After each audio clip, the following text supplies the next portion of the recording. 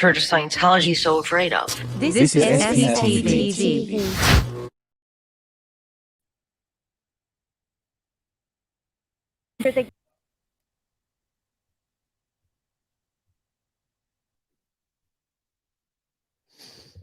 Good morning, everybody. Thank you so much for joining us on this very historical morning that we're having here for ourselves. As we sit here and refresh our Google and check our text messages in case Mr. Growing Up in Scientology himself, Aaron, text us with some information about this sentencing. And I wanted to start by really contextualizing the very sober and somber moment that today represents. On the one hand, we do have Mr. Masterson finally facing real accountability for real Class A felonies that he did get convicted for. This is the first case that any court in the United States has taken on in the last 73 years of the scourge of L. Ron Hubbard's disgusting memos being imposed, including but not limited to minors such as Mr. Masterson, who did grow up in Scientology. And that's why we're getting here to the point of the somberness of this moment. Mr. Masterson made extremely bad choices in his life. But those choices do have a context. A context that not a shred of attorney, high-powered attorney that he hired for himself, the best representation anyone can afford themselves, who couldn't have been more clueless about who their client was, who couldn't have been more literally zero due diligence these attorneys did on what type of advocacy, very real advocacy, a client facing those type of charges needed, given that he was a kid that grew up in Scientology, given that a web of deception and horrific legal malpractice that has been allowed to go on at hotels where literally kids, including two but not limited to literal minors, are trained on a 2-week course, so-called ethics specialist course. And just like that, Miranda Scoggins, Celebrity Center, Mastered at Arms. I mean, imagine that, you guys. These people just come up with any old title they want for themselves after completing a 2-week course in a hotel, and definitely take their job very seriously as they ill-advise this now convicted felon that's about to be sentenced today for what he did do as an adult. So America shows us that it does know how to apply the law. America shows us that, yes, not every single last shred of legal person out there is corrupt. But also, we have seen with the context of what this trial has brought to us, all the receipts that we have on the context of the amount of unhinged, depraved meddling, including but not limited to Vicky Povereski, Attorney of the Year, Vicky Povereski. Miss Povereski that runs around with a law license, recklessly making all manner of bad choices. That Miss Povereski should have been taught in law school. She should have not been involving herself in if she wants to keep her law license active. I mean, it's not like, celebrity attorney of the century, Thomas Massaro himself, and Miss Applebaum, the other two attorneys that definitely know better, you guys. Definitely know the rules, these people, right? It's not like they are not getting paid literally so much money to know the law.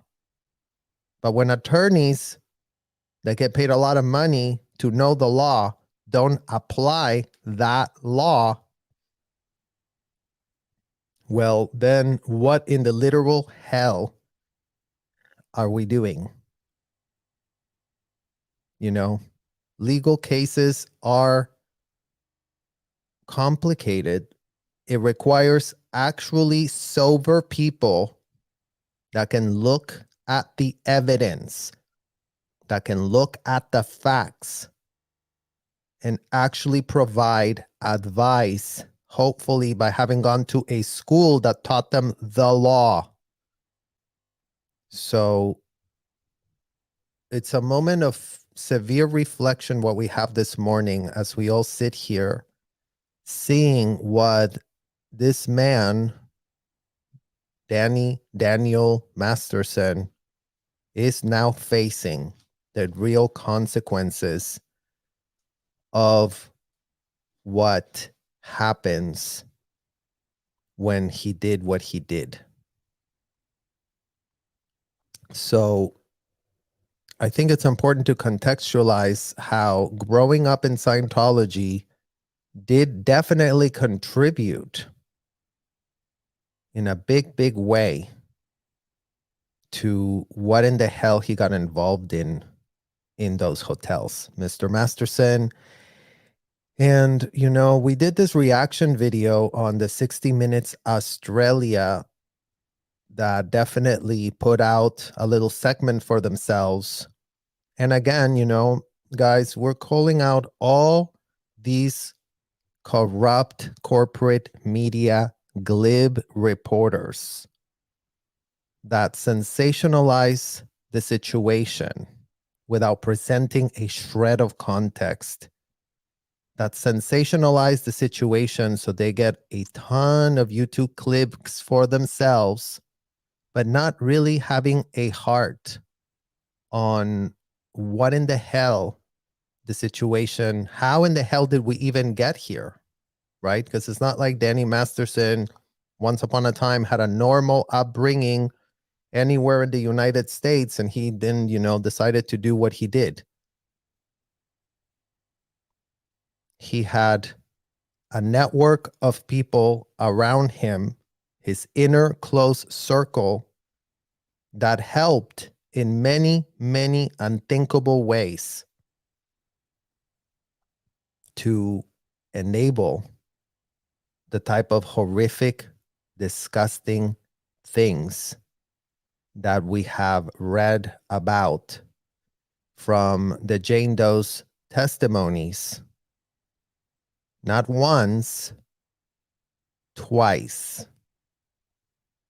Twice these victims were made to have to go through a court system because there was a lot of shady AF things going on in that first trial with that, so-called person in charge of the jury that had all manner of unthinkable, other fish to fry is what they call it in Scientology, you guys. And other fish to fry is when you got other things on your agenda. You're really not sitting there as a fair juror. You're sitting there with an agenda and all manner of conflicts of interest that were never disclosed whatsoever. So the Jane Does had to go through yet another trial because this makes a lot of sense, right? Like, just continue re-traumatizing the victims. They already survived the unthinkable. You know exactly what in the hell we mean. So, they can take it. They're tough. They're expected. And that is how the law works in this year 2023, you guys. And as we sit here, we are understanding that this is a success story, right? Never mind that these victims went through what they went through 20 years ago when they weren't believed.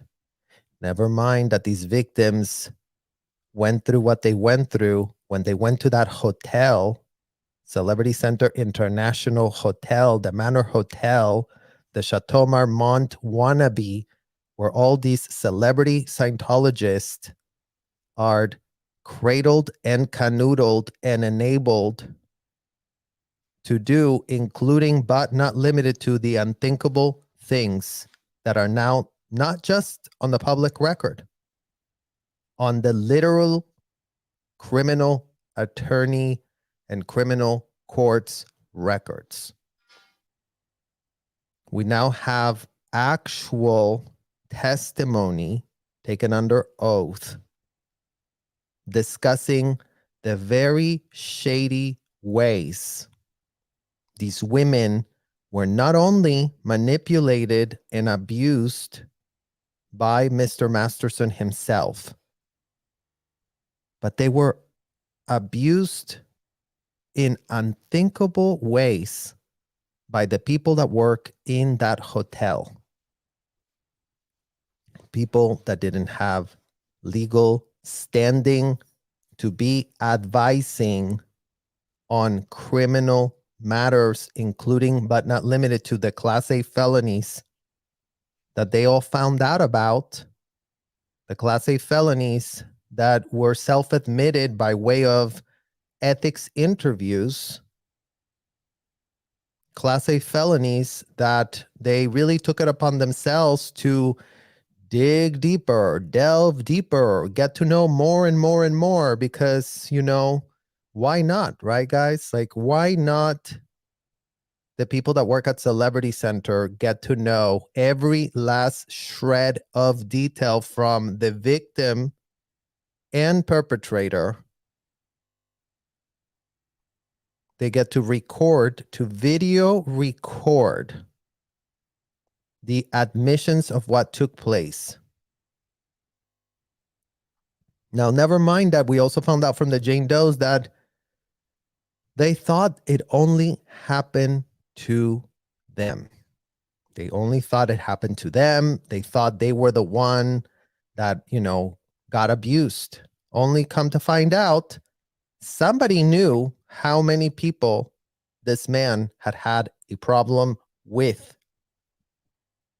And that's part of their great ethics technology that these people purport to have. Because given the fact that they do have an ethics technology, given the fact that they do institute a knowledge report system, the ones that are complicit, the ones that are literally charging money to launder those felonies in real time, after completing a 2-week course in a hotel, an L. Ron Hubbard course in a hotel called Ethics Specialist. These people didn't go to law school, you guys. L. Ron Hubbard was opposed to law schools. He was like, why go to law school when I can teach you everything you need to know in 2 weeks? So if that's not corruption, then we would love to hear what corruption actually means. Because if L. Ron Hubbard can just literally erode the law from a literal memo he typed on a typewriter that every last protege of his has decided to institute for themselves as a very valid advice that they think it's very, very good for them to do, that it's in their best interest. Well, today in this year 2023, check out really what in the hell you are all doing at that celebrity center. Because, you know, maybe before you had the excuse that you had not a shred of an idea or a shred of a clue. But today, it's not that day to play dumb. Today is the day to realize that people that complete 2-week courses inside a hotel are in no position to be advising, including but not limited to Class A felonies that they're taking upon themselves to, you know, play actor. This is not the movies, right, guys? This is not literally Law and Order, whatever, you know, go into Celebrity Center, tell them your criminal activity, self-admit against your Fifth Amendment right. Because that was the big, glorious discovery of L. Ron Hubbard. How to get his proteges to get convinced that self-incrimination discussed in detail, in nauseating detail, self-admitted criminal activity discussed in detail through these enhanced interrogation techniques were a great idea for them as Americans to avail themselves of. Because L. Ron Hubbard wrote it in a memo, and aren't I going to get so much? Well, you know what? Mr. Masterson did get a lot out of it. When these people did arbitrate for him on his behalf, and he met not a shred of real, actual consequences. Right, guys? He didn't, you know, these people are like, oh, with this BS puritanical culture they got going on for themselves. We're so ethical. We're the most ethical people in the planet. I mean, that's literally a line that they use, you guys. So let's see really what type of sentencing Mr. Masterson gets. You know, his lawyers are advocating for him to, you know, serve the time concurrent. So maybe he can just really get 15 years instead of the full whatever. And the problem with the sentencing of this man, you guys, is that he has not had a shred of ethics change throughout this entire procedure. Okay, not once did Mr. Masterson say, you know what, Your Honor, I grew up in this hotel culture from hell. I've been ill-advised every step of the way. I've been paying to get it ill-advised. I've been paying to be misinformed. I've been paying to be told by, including but not limited to, Miranda Scoggins, Dave Pettit, and everyone else that touched his cycle at that celebrity center that had not a shred of a legal license to be analyzing the type of data that they were mining out of every last co-conspirator. Remember, it wasn't like just Danny got in trouble, you guys. Mr. Masterson's best friend, Luke Watson, son of the president, Susan Watson of Celebrity Center, Miss Watson, who is extremely well advised on what happened during the times when this happened. As soon as this was reported, it would hit the president's lines. And what that exactly means, you guys, oh, it hit the president's lines. It means they've been looped into the gory details. Remember, these people wanted to know if you were a president, never mind that the people claiming that they were presidents of this hotel had, again, not a shred of a qualification to be a president of anything other than, going back to the stupid L. Ron Hubbard 2-week courses that taught them to do, including but not limited to, tell people never to go to the police because that will be a crime. So what type of religious situation is that? Literally, So there's a lot of things here that need to be contextualized because the truth is that they're not being contextualized. And in this year 2023, we are literally wondering why in the hell things are not being contextualized accordingly. And why all these people that had very real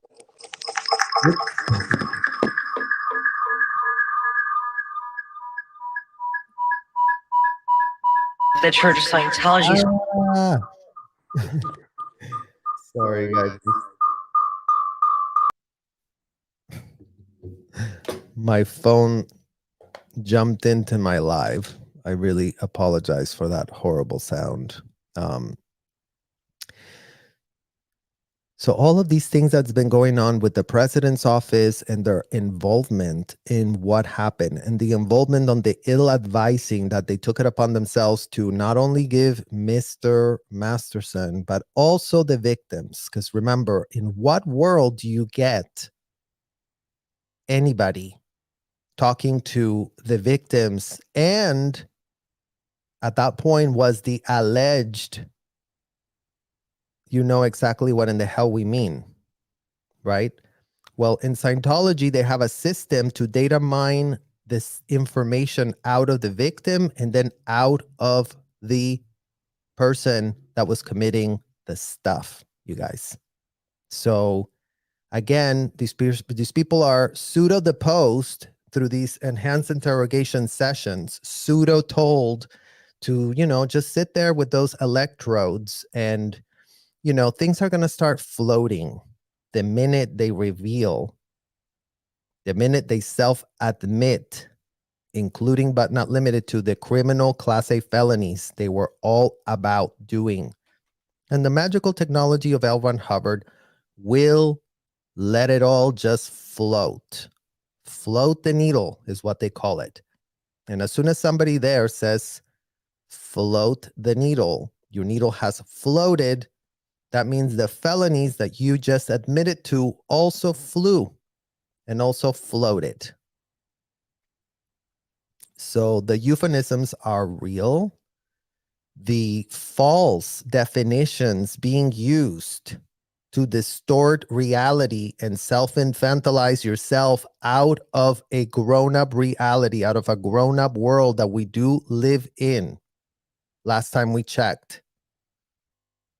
But all of that dissipates the minute convicted L. Ron Hubbard is invoked to come to the rescue and really, tell these people at the hotel how to deal with this Class A felony and how to monetize on this Class A felony and how to give legal advice without a shred of a license.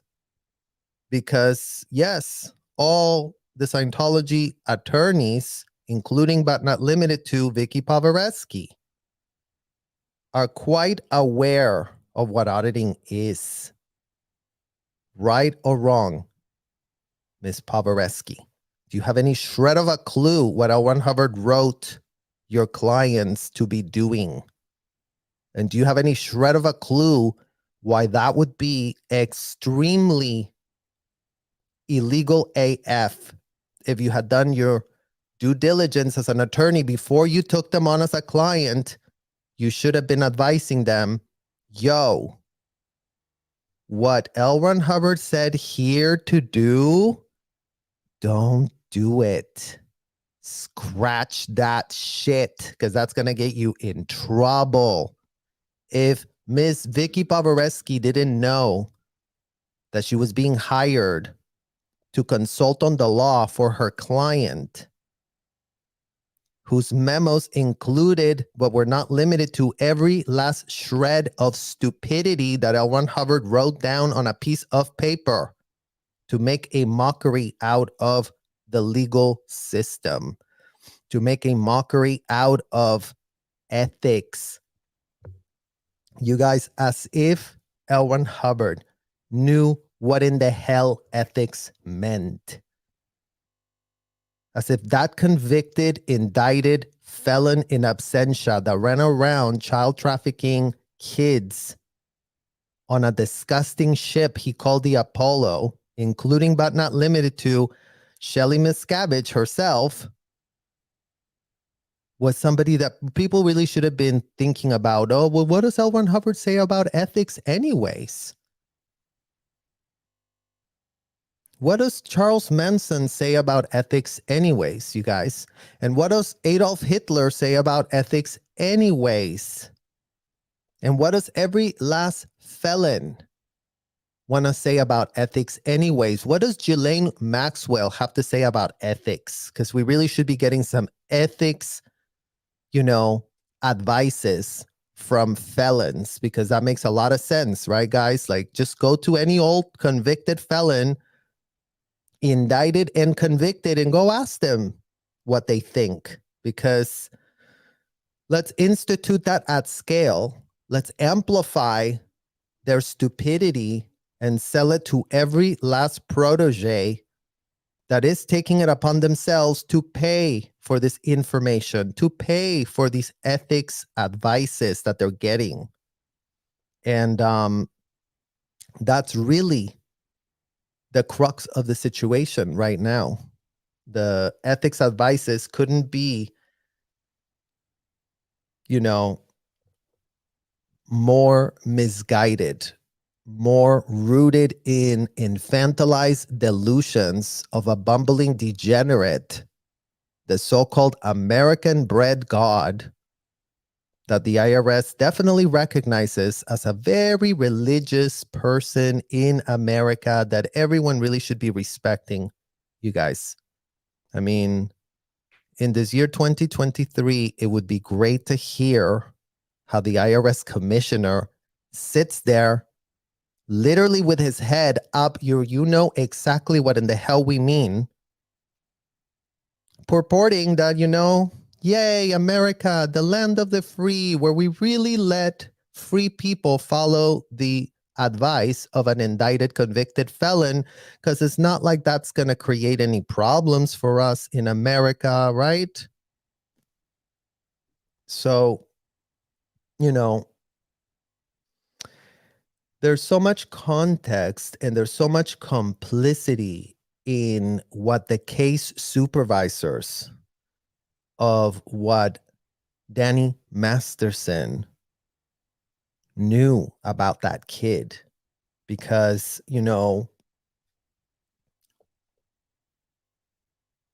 we don't know what drove Mr. Masterson to do what he did. But we do know that his mom knew all kinds of intimate details of her son's problems, because Carol Masterson just ran around telling her son that, he was a wonderful, amazing celebrity, powerful OT, whatever accolades and stupid euphemisms they used on us, the kids that couldn't understand what in the hell they were saying, but, very Pavlovian of them to tell us and incentivize behavior that was unacceptable beyond. That was disgusting beyond. That was normalized by all of these adults who bought the L. Ron Hubbard pitch. New York Times best-selling author L. Ron Hubbard, that these parents did buy those pitches. Literally, they put their money where their mouth was. They bought the pitch. They thought this is a great thing for me. And, this is a great thing for my child too. So the problem is systemic. The problem is institutionalized. The problem is every last shred of person that adopts the viewpoints, the very horrific viewpoints of convicted felon L. Ron Hubbard, that purports to have a system for ethics, a system for helping. What in the hell are they literally helping if they're asking people, have you committed any crimes or felonies for which you have not been convicted of? In cans, video recorded by including but not limited to minors that get trained to be the interrogators of these adults. As if any of these minors, including but not limited to me, guys, knew what in the literal hell we were doing. We acted like we knew. We acted like we had a policy that we were, really relying on to do what the hell we were doing, because otherwise they would have literally made us the problem. And as kids, we had not a shred of capability to defend against that type of intellectual abuse. Very real intellectual abuse of kids that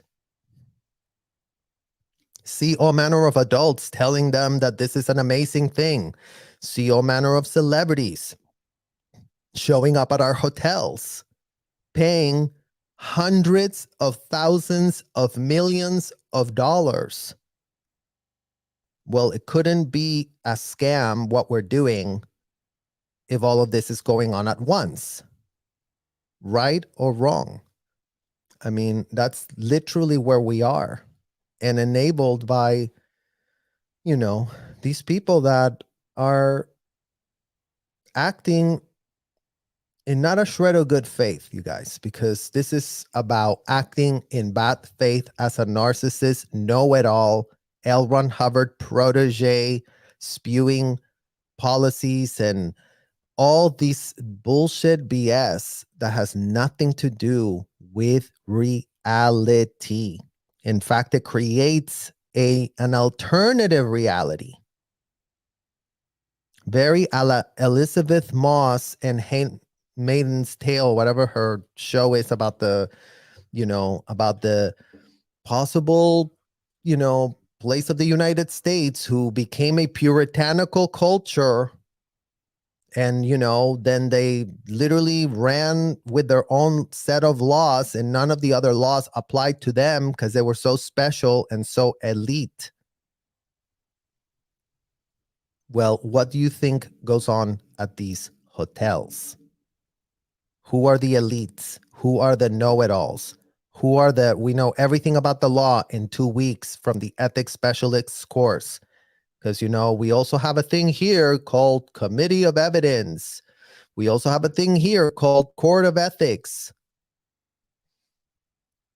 I mean, the mockery of this L. Ron Hubbard clown who didn't study any legal anything, who didn't study he just copycatted his way into playing his infantilized, sick version of reality, as if L. Ron Hubbard gave an F about anybody getting better by his BS false pitches. So I'm just about to check Google, you guys, to see, it's 11:12, to see if there's anything from this corporate media that is sitting there in that courtroom, listening to what is going to be the faith of this man. Yeah, well, as of right now, we still don't know.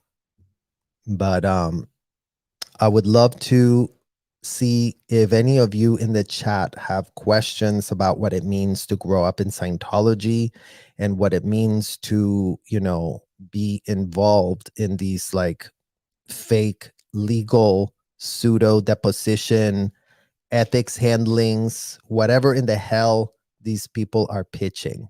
Because, we have a lot of personal experience with how that fake, gross pitch is instilled in people and how they're literally misguided, driven to take very wrong decisions that are not in the best interest of anyone else involved except the people at the hotel that are, paying to be part of this culture, paying to, really want to clear the planet of what? We would love to hear how that pitch works today. We would love to hear how, as adults in adult bodies that we are, since we did survive the scourge of what child trafficking we were personally put through, understand what kind of clearing are you really all doing inside those hotels. And this goes to every last shred of Scientologists involved currently, every last shred of under the radar. I don't know where I stand. Should I really stand with these people at the hotel? Am I going to lose a lot? What in the literal hell are you losing? Your delusions? Your ability to self-infantilize? Your relationship with convicted felon L. Ron Hubbard? Is that what you really pressed to lose?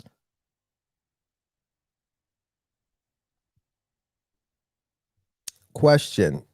When you had to hear the girls tell you about some of the essay things, were you allowed to say, oh my God, this is awful?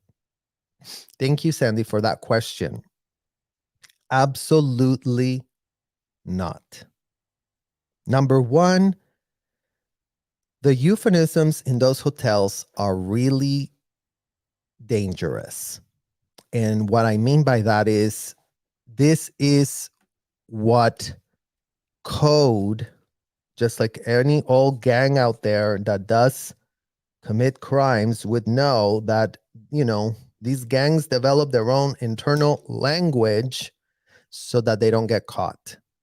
And this is what Scientology classifies anything awful that is SA. They call it out-to-D.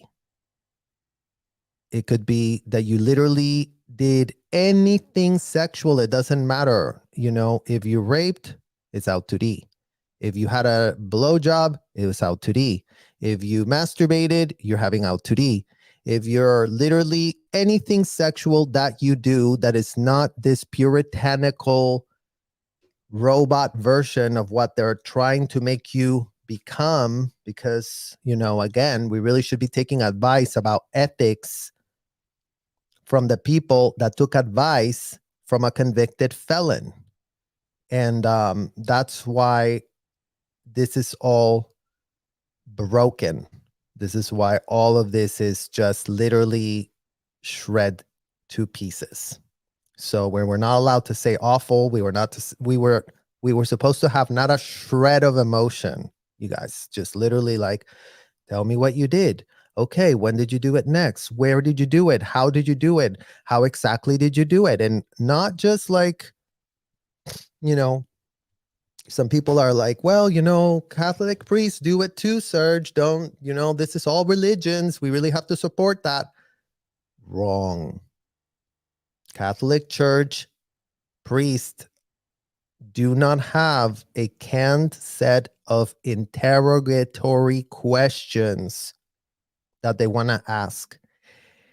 Literally, not even deranged, disgusting attorneys, after going to all the schools and laws and whatever they did, they're not allowed to just sit with whoever in the hell they want and ask incriminating, self-incriminating questions.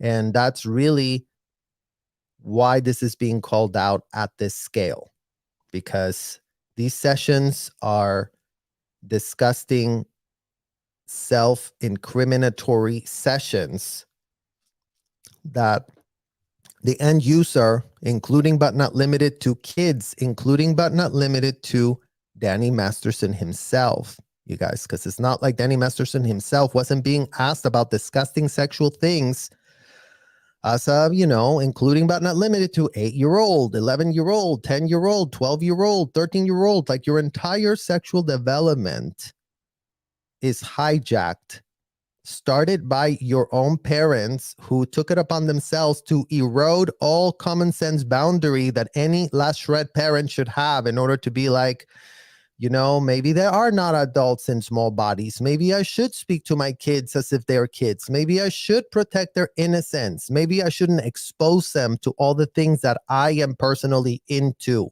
Maybe that is not a really MF good idea. So absolutely not. Everyone internal pretends and purports that we have a technology that really is helping something. And in this year 2023, we are really questioning what in the hell we were helping by being manipulated and gaslit, including but not limited to our very own parents, to be doing whatever in the freak thing F they wanted to do. So that's on the adults. The adults need to start coming clean for themselves. The Scientology parents that definitely donated their kids to the Sea Org need to start coming the F clean and stop justifying it for themselves and stop pretending that, we didn't know, we didn't have a shred of a clue. BS. All the adults, you guys, get a front row access to these hotels. So before any of them want to play dumb today in this year 23, it ain't going to work. Question: what about people like yourself being gay? What would happen then? I hope that I haven't offended anyone with this question. No, this is, all the questions. We're here on these lives, you guys, saying, ask me anything. We're not here to be offended. These people already eroded every last boundary we had as children. We're already having to do these lives, having to expose our dignity to the world yet again. Not because we want to, because a lot of people are still running around playing dumb. People like Debbie Cook, who literally cashes checks as she laughs her way to the bank for all the blood that's on that woman's hands from all the minors that she personally trafficked for herself inside those hotels. So the question of being gay is literally, they're telling you you are a disgusting, degraded being. How dare you think about gay thoughts? How disgusting you are to be a spirit in the wrong body is how they were pitching it to us as kids, literally. Mind you, this was a concept that as young as 5 years old, when I was found to be playing with Barbies, my mother definitely took it upon herself to yell at me, scream at me, make me write OWs, lock me up in a room for days on end, being told that I am disgusting and degraded. And what in the literal hell was I doing playing with a Barbie doll? And write down every last time I ever played with a Barbie doll or ever was dramatizing being a woman and being out of valence. So going back to the disgusting intellectual abuse that these parents, these Scientology parents, took it upon themselves to dish out. This is why even someone like Danny Masterson, whose own mother would have subjected him to ethics handlings himself as well. Did you do something disgusting? Did you do something out ethics? What did you do? How did you do it? Where did you do it? How many times did you do it? When was this done? On and on and on and on is what the problem is. So the parents, the Scientology parents as a collective of parents are the who's and the whys to all of this dysfunction, horrific, disgusting dysfunction going on.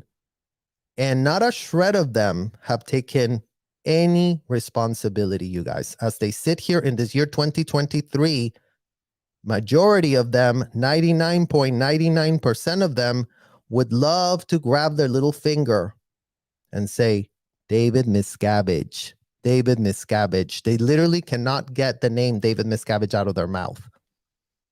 So, you know, the gay thing is just another subjugation that they use, another way to humiliate you, another way to own you, to own your information, to own your privacy, to own your freedom, because they really are making you to pay for what they're doing to you.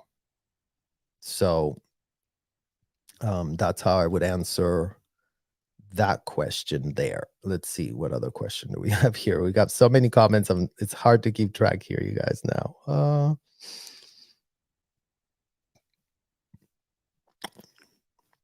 We have my friend Catherine. Someone doesn't just change the behavior without doing the work.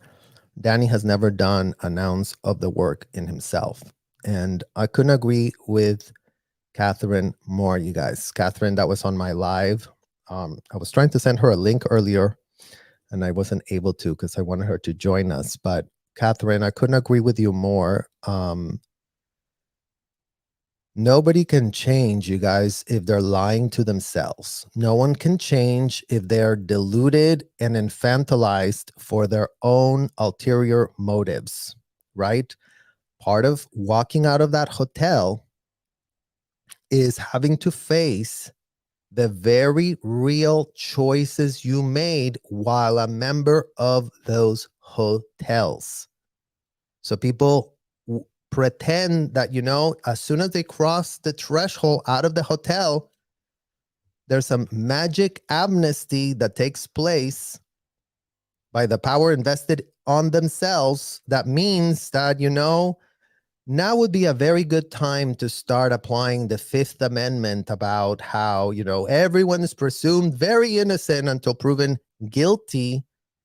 Never mind that these people spent literally decades selling people and incriminating themselves. So when it was being convenient to be part of that culture of people that force others to incriminate themselves, then they were all about it. Then they were like, yes, this is empowerment, this is freedom, this is clearing, this is all the false pitches they were all about. And then when things really do go south for these, you know, corrupt executives, including but not limited to somebody like Debbie Cook or somebody like Dave Pettit, where literally all of this took place in Los Angeles, you guys.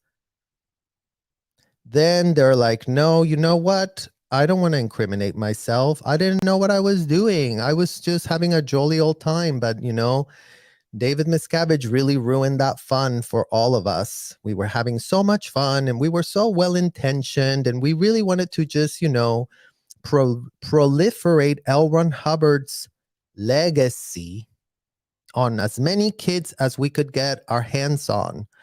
Oops, I wasn't supposed to say that. I mean, again, you guys, it's like the fact is that, you know, these executives and these Scientology parents are one of the same.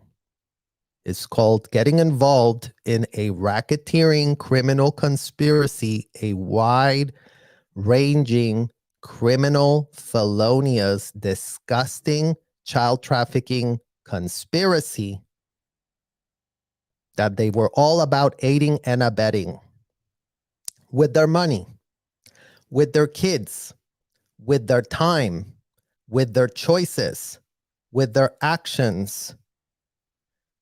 So how any of them want to now, you know, a la Carol Masterson, oh yeah, Danny did that, but I had no idea. I had nothing to do with it. I mean, when was Carol Masterson called to be questioned as to her involvement in how in the hell this happened? I mean, Carol Masterson ended up being Danny's manager on top of everything else, right? Because she was just not only the mom, she was the person that found out every last shred of sexual disgusting perversions her son had going on for himself. In what world is that even a thing, you guys? What type of toxic AF parenting is one that has not a shred of boundaries between the parent and their kid?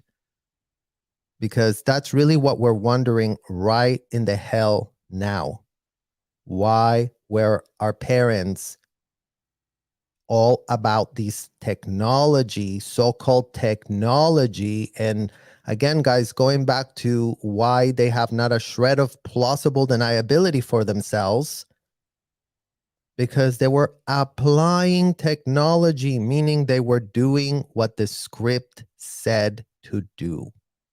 So whatever Carol Masterson did on Danny Masterson, my parents did to me, Catherine's parents did to her. Again, this is a keeping up with the Joneses AF situation. As long as the Joneses did it, we do it. As long as they did it, we also do it. As long as we're all doing it in the hotel, then that's fine. We're all free to think whatever. We live in a very free country. So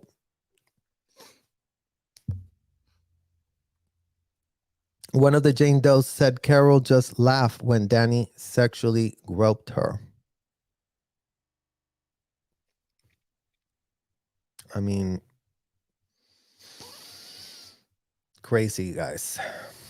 Crazy. Question: how do you feel now, you being who you are inside, the real you? Because I admit your dancing skills are really good. Well, thank you, Scooby-Doo. Look, the struggle is real after being gaslit ad nauseum your entire childhood. The scars aren't visible, but the scarring is literally real AF. So all of us that are here with an oxygen mask on, having to have this heavy lifting done because apparently no one else is around to want to really speak to the facts, because apparently everyone else, is carrying on with their life, having a jolly old time, pretending that what happens in those hotels to kids doesn't matter, because nothing that was done to us as kids has been stopped in those hotels whatsoever, you guys. So that's why we're here, having to discuss it for ourselves. As much as Scientology tries to say that we want to do it for this and we want to do it for that, we couldn't be more nauseated. We couldn't be more disgusted that not only was our privacy up for grabs in those disgusting hotels, now we have to do it here on lives. And now we have to speak to the facts, because where's the child traffickers that were doing this? Bingo, cashing checks. Where's Marty Rathbun? Cashing checks for himself. Where's Angie Blankenship?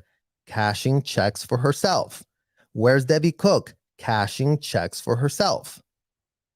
And all manner of other executives, guys, that have now left and are all cashing checks because, after Debbie Cook, Marty Rathbun, and Angie Blankenship did depart, they changed the policy there. So if any of these disgusting executives do want to leave, they have a payment plan waiting for them on the outside so that they don't get to speak.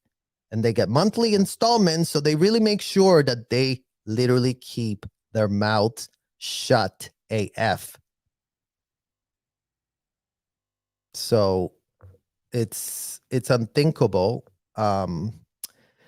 But, we're glad that there's not just me doing it. Obviously, every single last shred of SPTV creator is having to come forward with their receipts, and all the second generations and third generations and fourth generations that are having to come forward with the reckoning of our lives, guys, which is utterly nauseating. And, it's sometimes unthinkable to have to come in these lives and share something that is so horrific, because sometimes it's just like, oh my God, when you thought that, you had pretty much discussed all the horrors You speak to someone else, and then they tell you about something that happened to them that makes you want to vomit, like literally projectile vomit. So it's hard work to do, to be honest. It's very, very hard work to do, but we couldn't be more grateful for all of you guys in the comments and all of you guys that do take the time. This is an investment of your time to hear what we're saying. And that's why it's important to speak to the facts, because we're not here to just yap and yap and yap and, oh, aren't we so interesting? We could give two F's about being interesting. Literally, not even a shred of an F.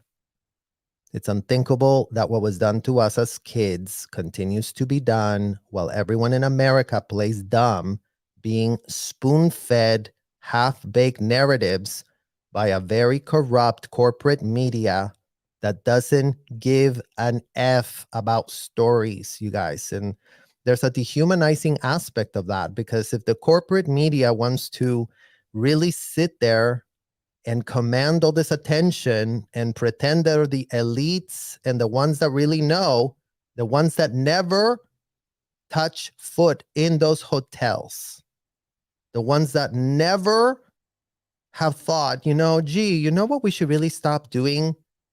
Data mining kids that were data mined as children, traumatized AF, given that we were subjected to these audits for hundreds and hundreds of hours. And why don't this corporate media, the adult people that they are, go to the hotel and experience the culture for themselves? As if they cannot do that type of heavy lifting, guys. It requires you giving an F to invest your time instead of cannibalizing kids that have already been abused and gaslit. So that's where we are today still. Let's see. Oh, here's another one from Catherine. The journey of healing includes addressing the scars. 100%. The scars have to be acknowledged. It's not just like, okay, we'll get over it and it'll all be fine. That's what they told us in Scientology to do. That's what they told those victims of Danny Masterson to do. Speak to us about all your trauma ad nauseum. We'll tell you your needle floated and you're good. Why in the hell are you complaining? We have technology that works. Don't you think it works? And if you told them it didn't work, what the hell is wrong with you? What the hell is wrong with you? It works for everyone else. Why in the hell doesn't it work with you? Something's wrong with you. So it's a system that, again, could not be more corrupt, could not have all the wrong incentives, because, this is a systemic, institutionalized problem, what we're talking about.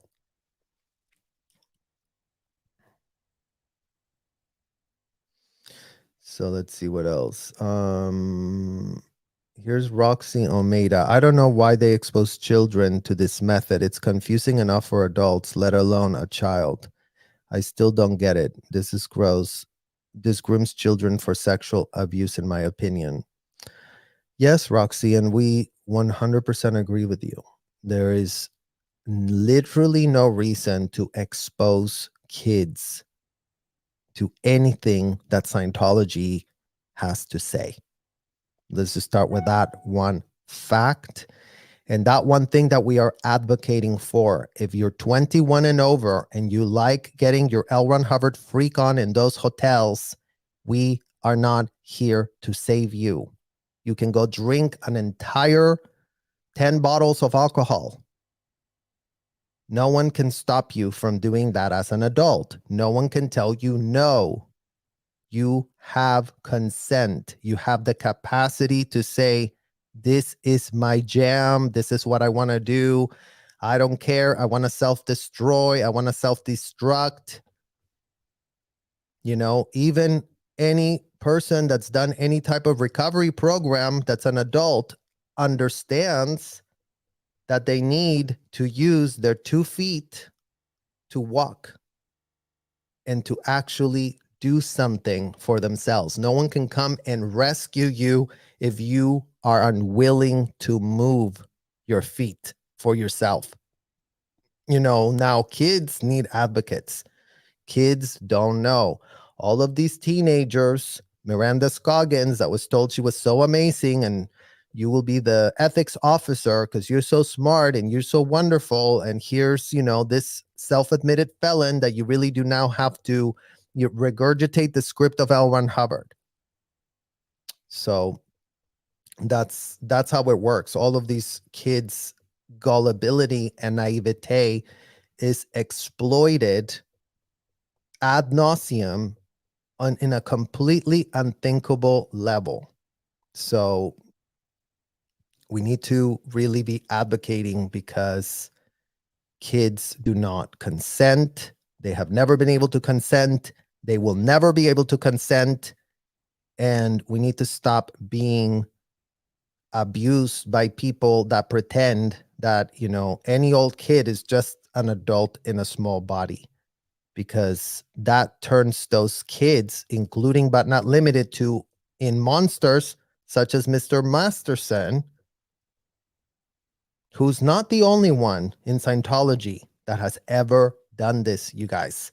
As much as he's now the poster child of the only court action that has ever been done against a member of this horrific hotel culture. I mean, it really just shows to highlight how broken and corrupt the legal system is as we speak in this year 2023. One person has faced consequences for what Danny did. Was not just him, you guys. Let's just be super duper abundantly clear about that. This was a hotel culture where minors were being brought from all over the world into Hollywood, stuck in that hotel, told these celebrities are amazing. And, wouldn't you be so special to be invited to their Hollywood Hills house party? Aren't you so lucky that that you were important enough, that you were cool enough? Because that's what this is all about. There's a cult inside a cult inside a cult inside a cult. They're all just a bunch of groupies that were literally abused, manipulated, and told that these celebrities really are above human. So that's that. Auditing question. Have you ever had sex with a bird?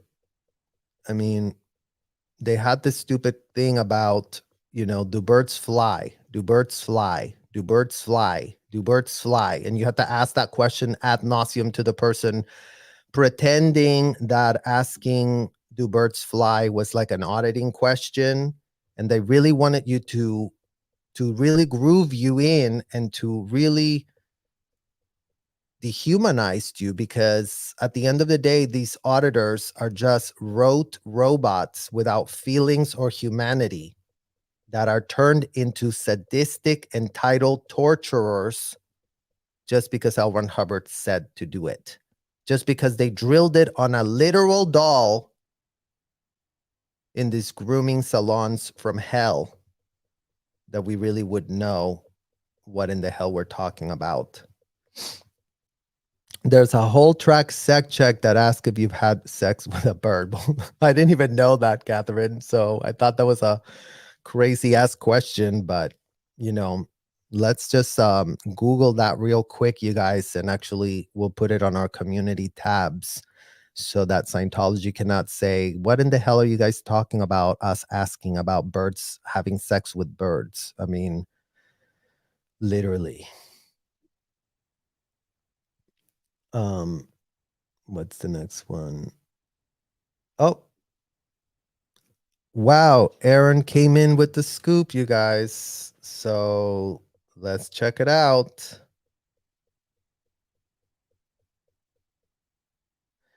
Oh, 1 second. I think I'm gonna have Miss Gail join us to read some reports. So we'll be right back. We're gonna read some of these reports for y'all.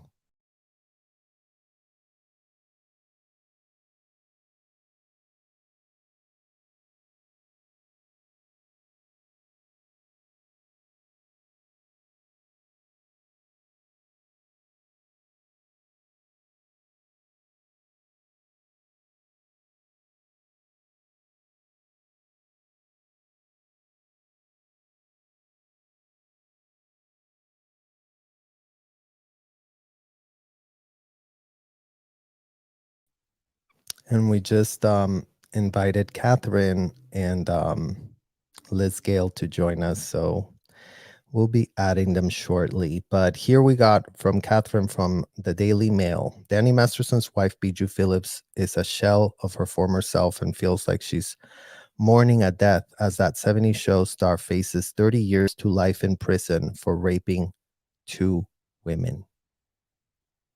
Danny Masterson's wife, Bijou Phillips, is trying to remain strong for the sake of her daughter, but she's a shell of her former self as she awaits her husband's sentencing for rape, insiders have revealed to the dailymail.com. And again, you guys, this is a horrific, somber reality that we all have to face here. That we wouldn't be wishing this on our worst enemy, literally, what is happening today. The Jane Does deserve every last shred of justice. That goes without saying. But the implications of that justice being applied come at the expense of more minors that have to pay the very real price for the very disgusting choices and the very disgusting advice that was fed to people that were paying to be advised, that was literally groomed on, including but not limited to kids that grew up in Scientology like Danny Masterson, who grew up in that place, who didn't have anything else to compare his experience to. I mean, never mind that he wasn't in the Sea Org. But again, these celebrities had a bunch of handlers all around them, a bunch of best friends that would go tell Susan Watson what Danny Masterson was doing every shred of minute. And I guess Danny Masterson then took all that rage into these women that didn't deserve a single ounce of his criminal rage. The 43-year-old is currently coming to terms with the prospect of raising her child alone after her husband, 47, was convicted on 2 counts of rape. Bijou, who's the daughter of the mamas and the papas, is no stranger to weathering bitter storms. But a close friend revealed at Daily Mail that she feels like she's grieving a death as she awaits her husband's sentencing. Well, it is grieving a death, you guys. Like, the consequences, the legal consequences are real. So, we know, shout out to even Bijou Phillips, who has definitely had her fair share of craziness in her life. But, this one might be, pretty much top of that dysfunction food chain. And justice needs to be served, and people that acted entitled need to be checked. Otherwise, how in the literal hell are we going to get anywhere?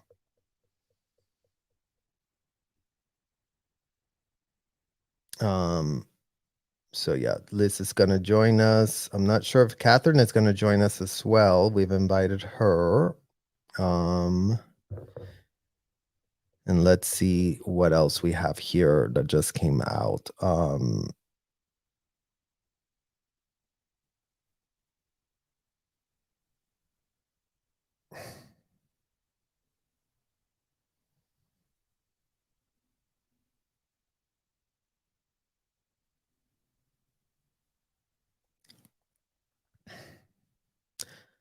Let's see.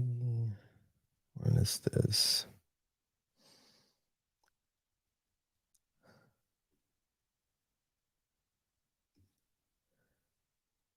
30 years per KTLA. Thank you, Barb. Well, there you go, guys. 30 years, 40 plus years, says Bruce. We'll see we'll see what Liz brings to this live. I want to be surprised. Is it 30? Is it 40? You know, is again, you guys, like, and the reason that Scientology pitched that justice doesn't work, you guys, they said, well, what good is it to lock someone up for 40 years? It's not like that's resolving anything. And yeah, as a victim of survivor of SA, all the men that took advantage of me in those hotels that haven't faced a shred of consequences, them being locked up in a jail cell. I think for victims, what's most important is that other disgusting predators get checked, hopefully, when there are real consequences on the table for those that do take it upon themselves to abuse. Maybe that sends a message. Is 40 years of Danny being jailed in a cell gonna change anything for the Jane Does? No, nothing changes once a felony has been perpetrated on you. You guys, no matter how many times you get told, oh, I'm sorry, they shouldn't have done that, la la la, blah blah blah. Aaron said life eligible for parole after 30. Damn. Well, you know what? This is the best news of today, you guys, because while Danny Masterson is exhibit A of this problem, of this scourge of this, well, he does definitely qualify to be exhibit A.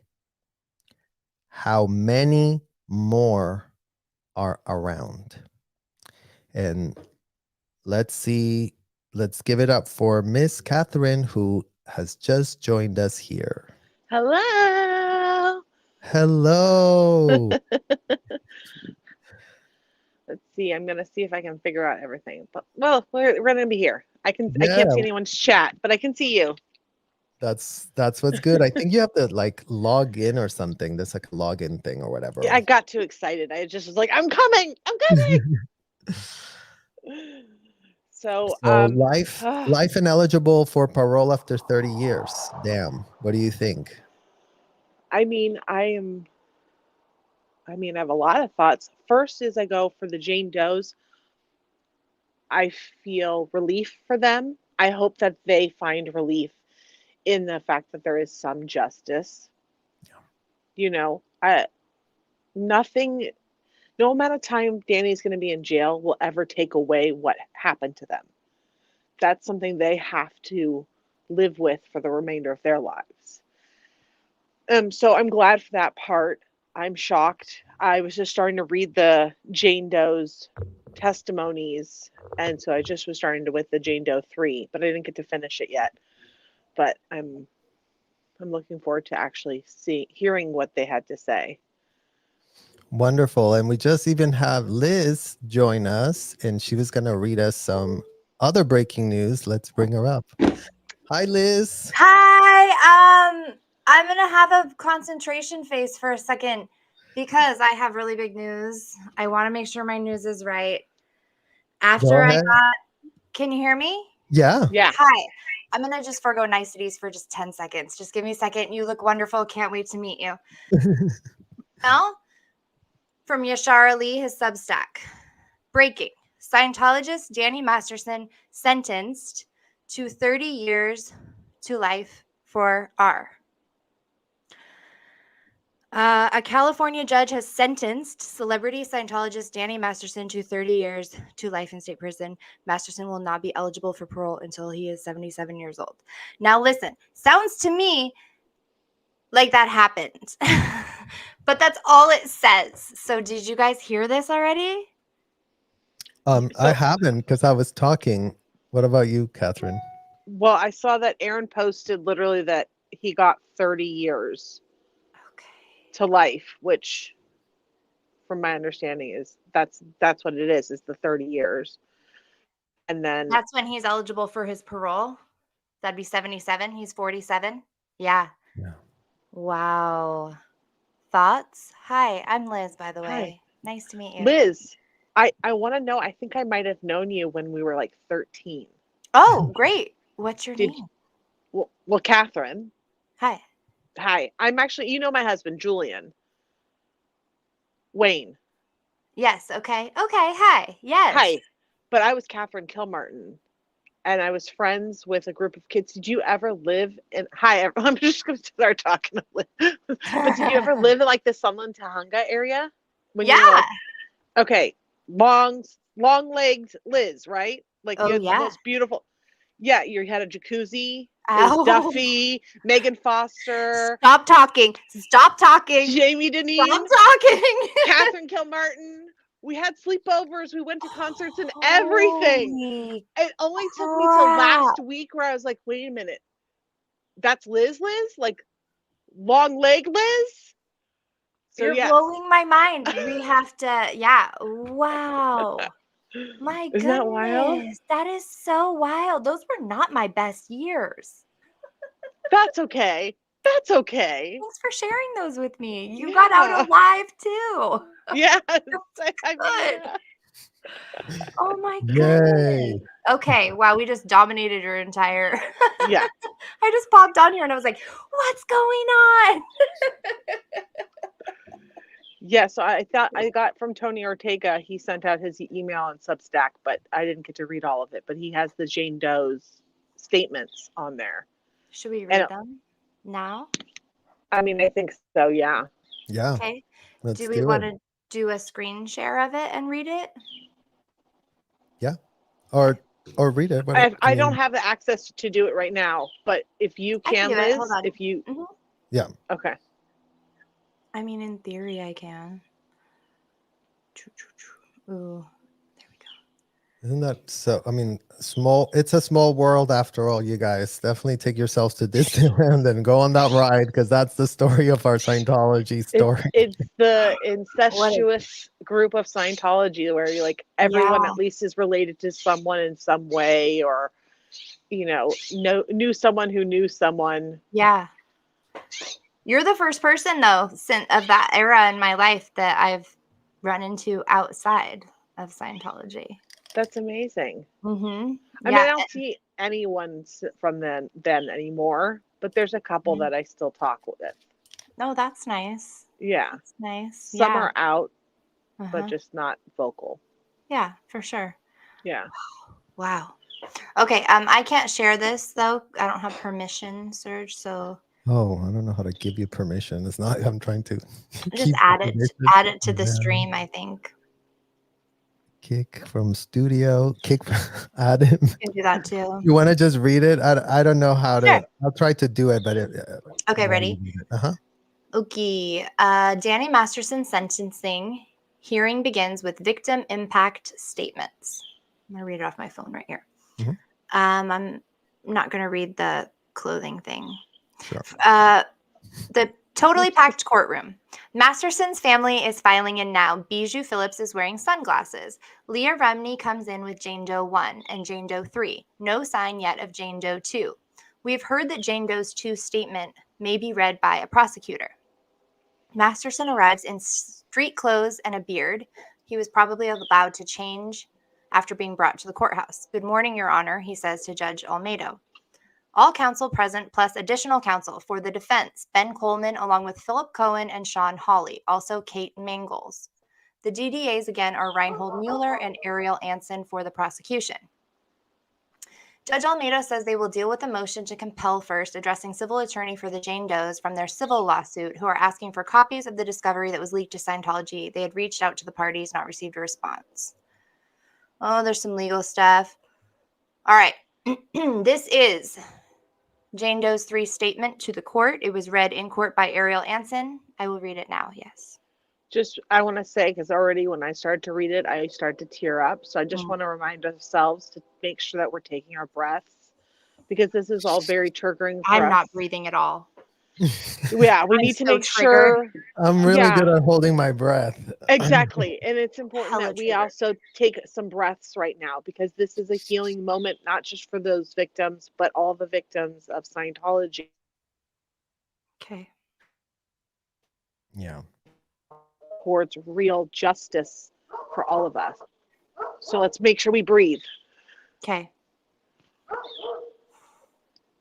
Okay, good. I'm ready. I'm ready. Okay. Dear Honorable Judge Almeida, before I begin, I want to thank you from the bottom of my heart for allowing me freedom to use my voice today. You will never know how much this means to me. I hope helps me and my family. Thank you, Your Honor. I understand for many it's difficult to believe anyone would stay in a relationship like one I was in with Danny Masterson. That difficulty at forefront of my mind when I spoke to detectives and prosecutors, and at forefront of my mind as I stand here today. This is going to be hard. You want to do one paragraph and I can do another paragraph, please? Yeah, do it. How can I tell anyone I got myself into a situation where I was regularly mentally and emotionally abused and raped repeatedly? That's partly why I focus on the one rape I reported to Scientology. I answered every question asked by detectives to the best of my ability. One question I wish I would have asked, but was never allowed to, is the question that I needed someone to ask me was, why did you, unclear, for DA's in roommate's bedroom day after he came to house party? The reason, and he knows that reason, he always has. I know reason why I ignore my intuition and force myself to what did not did to me, and it actually was. He was charming, so charming. He convinced my roommates that he won to me the night before after he left while waiting 2 hours while I hid. My roommates told me, how sweet is he? How romantic. He waited for you over 2 hours. Give him a chance. Apologize to him. And so I abandoned intuition and did just that. When he called me, I apologized and accepted a date. 2 weeks later, I moved in with him. 2 weeks later, I moved in with him. The very act that made me fear him. The thing I forced myself to view not as it was. I saw it as one who loved me, someone I trusted. I loved back. I entered the relationship as an 18-year-old girl with little life experience, naive and trusting. I entered that relationship with friends, family, and dreams. Within a short period, I stripped of every friend I knew. Dreams because I trusted him. I believed him when he called me stupid, untalented, and trash. I believed him when he never stopped trying to make him proud of me. When he kind to me and gave me hope, promised maybe if I can just endure what I cannot forgive now, maybe he can run to a person he showed me at the beginning of the relationship.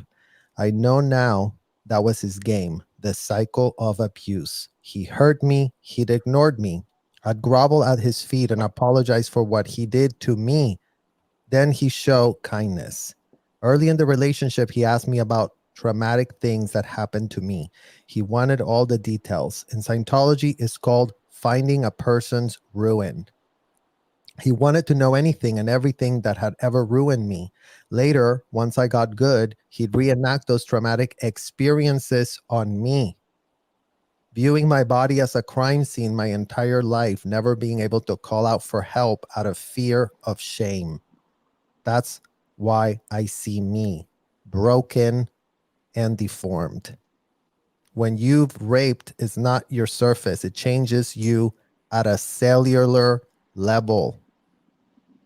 I still don't have words to describe what rape does to you. I suffered insomnia, often wake for 24-hour periods. I hate the dark.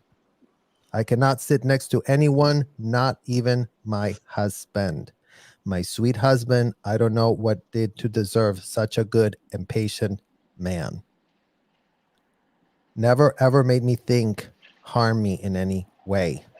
Yet I cannot sleep in bed next to him. I harm myself in sleep, regularly wake up with bruises and scars. In 2017, I punched a hole in a wall behind my bed during sleep. In 2016, after finding out I was not the only victim, I went to the ER thinking I was dying. Panic attacks. Doc said worst panic attack ever seen. I told Doc I could not take psychiatry medication because Scientology told me psych meds root of all evil. He said, you have to take it. I took it, and 20 minutes later, I could breathe. I wasn't dying. I'd had first panic attack. After reporting Masterson to law enforcement, me and my family started being fair game by Scientology, just as they threatened they would. Diagnosed with PTS, anxiety, and panic disorder. Not diagnosed with arachnophobia, but I could count on my hands number of times I've left home in years. Blinding migraines, auras, severe pain, body nerves on fire. This is so much more in this life sentence DM and Scientology had given me. And then Ortega writes, Bijou now is couched down, sort of on a lap of a woman to her left. Not sure who she is. Friend, I guess. Sunglasses still on.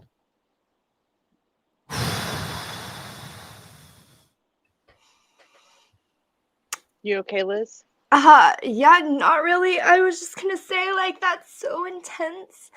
I think I already was super obviously heightened when I got here. And then you're on here.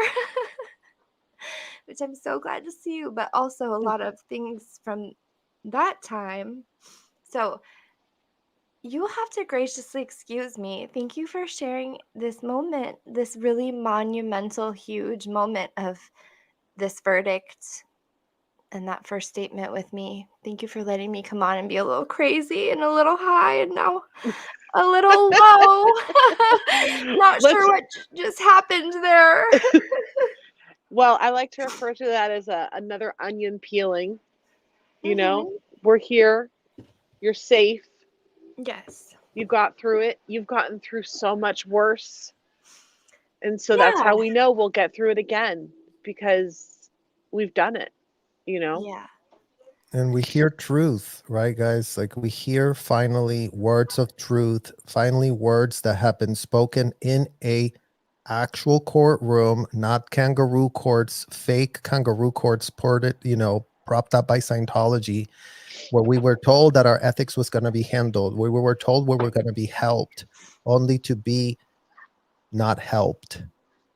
Scientology said that they were going to fix things, that they were going to make things better, and they made it so much worse. They were just full of fraud. Everything was fraud. Everything was coercion. Everything was manipulation to help themselves with our families, with our loved ones. Nobody was off limits to these people. They did not like boundaries. They did not like to be told no. And today is the first time we're saying no. Okay, on that note, I'm going to go ugly cry. I love you guys. You and I have to connect more, please. Sounds good. I think we're only a couple hours apart, too, by the way. Oh, okay. Yeah. Like, That's literally just an hour and a half or 2 hour drive. Okay. I love that. Yeah. All right, I'm going to get out of here. We'll I'm going to go. Oh, here, my phone rang. Well, oh my God, Catherine. I mean, what do you feel from just the first Jane Doe? We still have Jane 2 to go over. So, I mean, I feel for her. I feel for her, and I also empathize and understand everything she feels. I really do hope that this can be part of the journey of healing for her, where she can have some semblance of a life that she deserves. And so that's all I can hope for her. And also, I think she's very brave for being vulnerable and being open. That's hard enough. Yeah, the bravery that we have seen and what these people have put these women to withstand again and again and again, you guys, is only, a matter of resilience for these women who did live to tell after they were, scarred at a literal cellular level with all manner of brain dysfunctions, very real brain dysfunctions that don't go away once they plug you to this BS lie detector that they use to control you and to purport that they're going to help you, you know, process emotions, as if, processing emotions and floating it all away, we're going to do anything. And, that's where the real cycle of abuse that these women have finally put an axe to it, because it rings true to every single one of us that did survive being sexually abused in those hotels. Yeah. So I'm just so grateful, and I'm so thankful that they've finally been able to speak to the actual impact statement, right? Like, all these people that did these things in these hotels definitely had an impact on us. And the impact has been trivialized. We've been told that we have no idea what in the hell we're doing, and that we are just, having a very religious experience in America. Well, you know what? We were not having a shred of a religious experience by having all our rights taken away from us. We were not having a shred of a religious experience being gaslit ad nauseum and child trafficked inside of those hotels, being put to do things that were far beyond our ability to consent. And the crime of rape is a crime of consent. And we were minors and we never consented to what in the hell these people were doing. And everyone still very much runs around telling us that we couldn't be more wrong, that we couldn't be more pathetically stupid to think that signing those billion-year contracts and being child trafficked is something that was very religious. So I think that's what I have to say about, this victim statement. Is just like, OMFG. Yeah, and I'm really proud of her for being able to communicate how she feels and what she went through. That's also part of the trauma, is that the way it's stored in our brains, it doesn't make any logical sense. And to show that she's gotten so far in her journey of healing that she was able to at least give us some glimpse of the pain and suffering she's been going through, I think that shows her growth. But yeah, it's just, it's a lot of emotions, a lot of feels going on. I mean, yeah, look at poor Liz. Like, she couldn't even get herself to read this because, again, you guys, like, the problem of what these people are facing is institutional, it's wide ranging. And while we're just seeing the first glimmers of hope, literally exhibit A of an alphabet that we would have to triplify, quadruplify. There's not enough letters in the alphabet to actually show exhibits of all of this dysfunction on a large scale. So Yeah. here's Jane too. Thank you, Your Honor. I'm deeply appreciative. Catherine, do you want to just mute it while I read it? Yes, sorry. I am deeply appreciative. I struggled in writing this for a lot of reasons. Mainly, loath to, didn't want to have this public account of my private and abject pain be mistaken with my rapist or lying defense thinks of reals about me, because I don't. I say all of this for myself, for my family, for my dearest friends, my sister, survivors, gestures to other women, and all of Danny's victims who were not heard, and any rape victim who finds some kinship. No one is alone. Danny, they say you were convicted. My mom came over to my house dinner in town where I lived for 2 decades. It has felt dangerous to me, a part of my town you and your army hold as part of your territory. As we ate our food, I began to feel lighter, started to feel soft. I told Mom, something has shifted, something is falling away like air from a tire. That old bad feeling, jagged, stone fear and shame lodged in my chest, turned on access to me that snagged at my life force. And now, all at once, this stone leaving me. I didn't entirely understand it at the time. That stone was you, Danny. Now, just to walk around town, freely in town, I lived in for years without lingering anxiety of seeing you or your minions. I don't have to carry your shame around me anymore. Now you have to carry it. You have to sit in a cell and hold it. It was always your shame, and now you will come to see how it is. Without it, I might have possibility of feeling. Feeling is not simple. Lasting effects of rape are pernicious. Do not confuse it, even though it was long ago. What you did to me emotionally, mentally, and physically to me in this. I still have to contend with what you did to me in ways take life of therapy to repair. Every time I think I'm okay, that rape comes back to me. Actual physical pain that says, you're not done with me yet. Still, 13 years, I resign, denying, blaming myself, or try to forget it and move on. Always sure that seeking justice,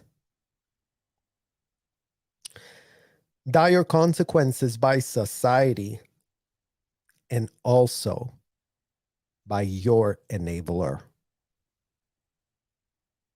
Scientology, who knew you had been raping its members, not only mad, not only to punish you, more victims made by you. In 2016, a year before Me Too movement, a decade after being out of cult, I found out for the first time other victims of yours. Never occurred to me. I was horrified, enraged, and I could not let it go. I could not, knowing the danger other women were in. In my heart, I had no choice but to come forward. And because of already having been threatened, Scientology's strict policies and being shown their policies, ruinous punishment on defectors who speak out against its prized members. I decided to report to law enforcement anyway, with understanding my life could be demolished again for doing so. And like clockwork, I was terrorized, harassed, and had privacy invaded daily by Scientology for almost 7 years now. When you raped me, you stole from me. That is effect of spirit. You disfigured my life, stole my self-worth, less capacity for joy. You made every part of me turn on myself. For so many years, rape deformed my ability to trust others. Now, life, hatred in prison, a shame and fear you forced on me that night. Someone in my community I knew, my close friends vouch for. This stolen trust part is the most. Now, my internal gauge was broken. Whatever condition before, you broke it completely. Think of trust like gas tank light. Mine didn't work at all now. When you raped me, you stole my ability to create any stability in my life. Such denial to survive. I couldn't understand what was wrong with me.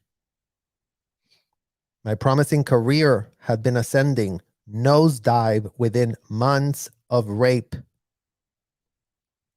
Never recorded and ended. My life became cut with invisible tension that made no sense to anyone around me.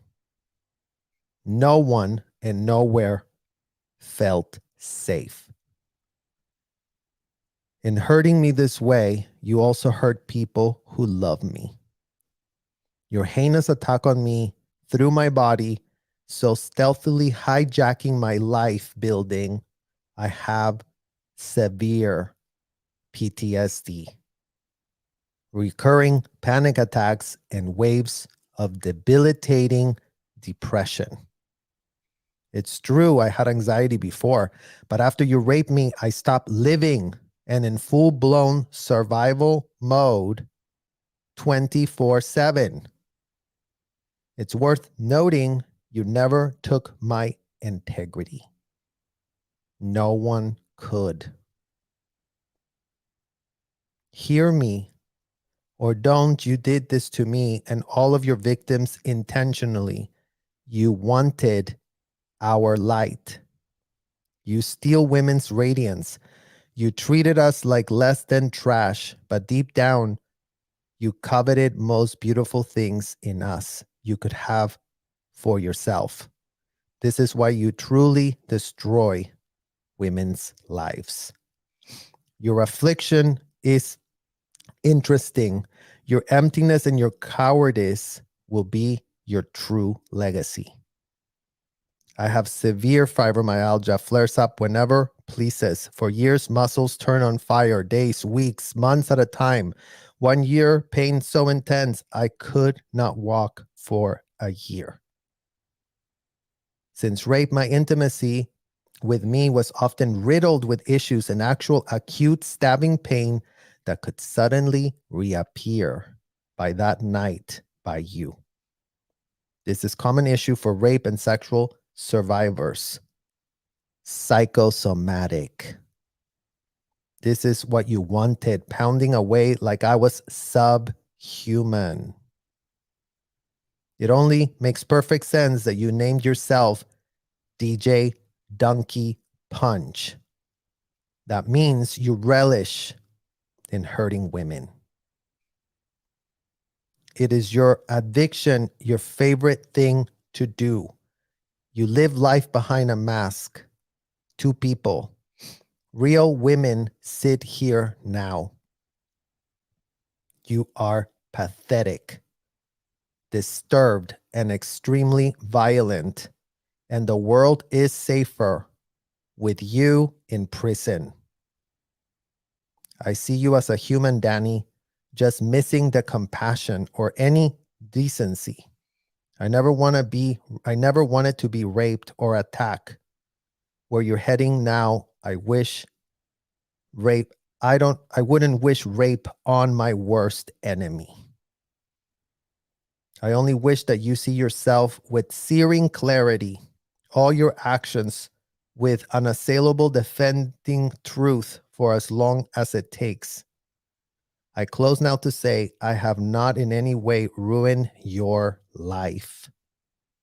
nor did I put you in prison. None of incredibly brave, beautiful, strong women you rape who testify put you in prison. You all by yourself made the craven, abominable choices that put you squarely in that seat. Never dawned on you. For so long, no consequences. You thought the law didn't apply to you. Also, karma. You moved in smugness and spite while spirit of light washes you. You live and breathe without humility or tenderness, and without gift of life God gave us all. Life precious. Earn something.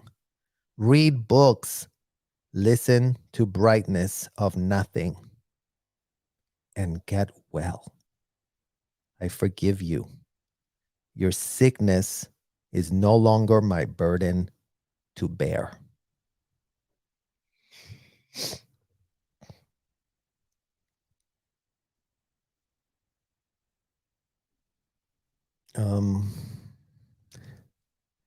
Hold on. You're not, you have to unmute. Yeah, I'm sorry. I'm so caught up in everything. The grace that she holds through it all. And the fact that she can take that, she can forgive in that way where she's taking the burden that was never hers away from her and giving it to Danny so she may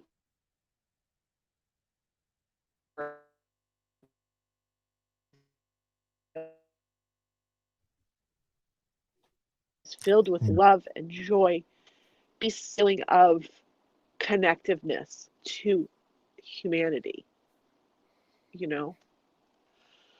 Yeah, that was extremely I mean, again, this whole day, you guys, is just, we don't even know what in the hell we're doing, to be honest. We're coming on this live and reading these statements, and someone's cutting onions right in front of me, obviously, you know. It's like, it's not my fault that someone's cutting a batch of onions right in front of me right now. But yeah, not to make light of anything that is deserving, but so far, I mean, just the courage that these women have, these victims have, is monumental.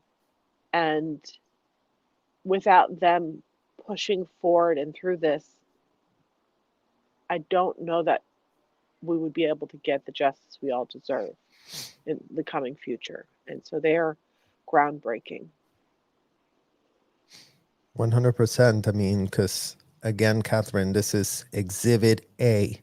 This is Exhibit A, you guys, for our inner child to know that there is a law and that there are books written where it states that forcing consent on, including but not limited to, women who didn't want the sexual advances that Danny wanted to have for himself.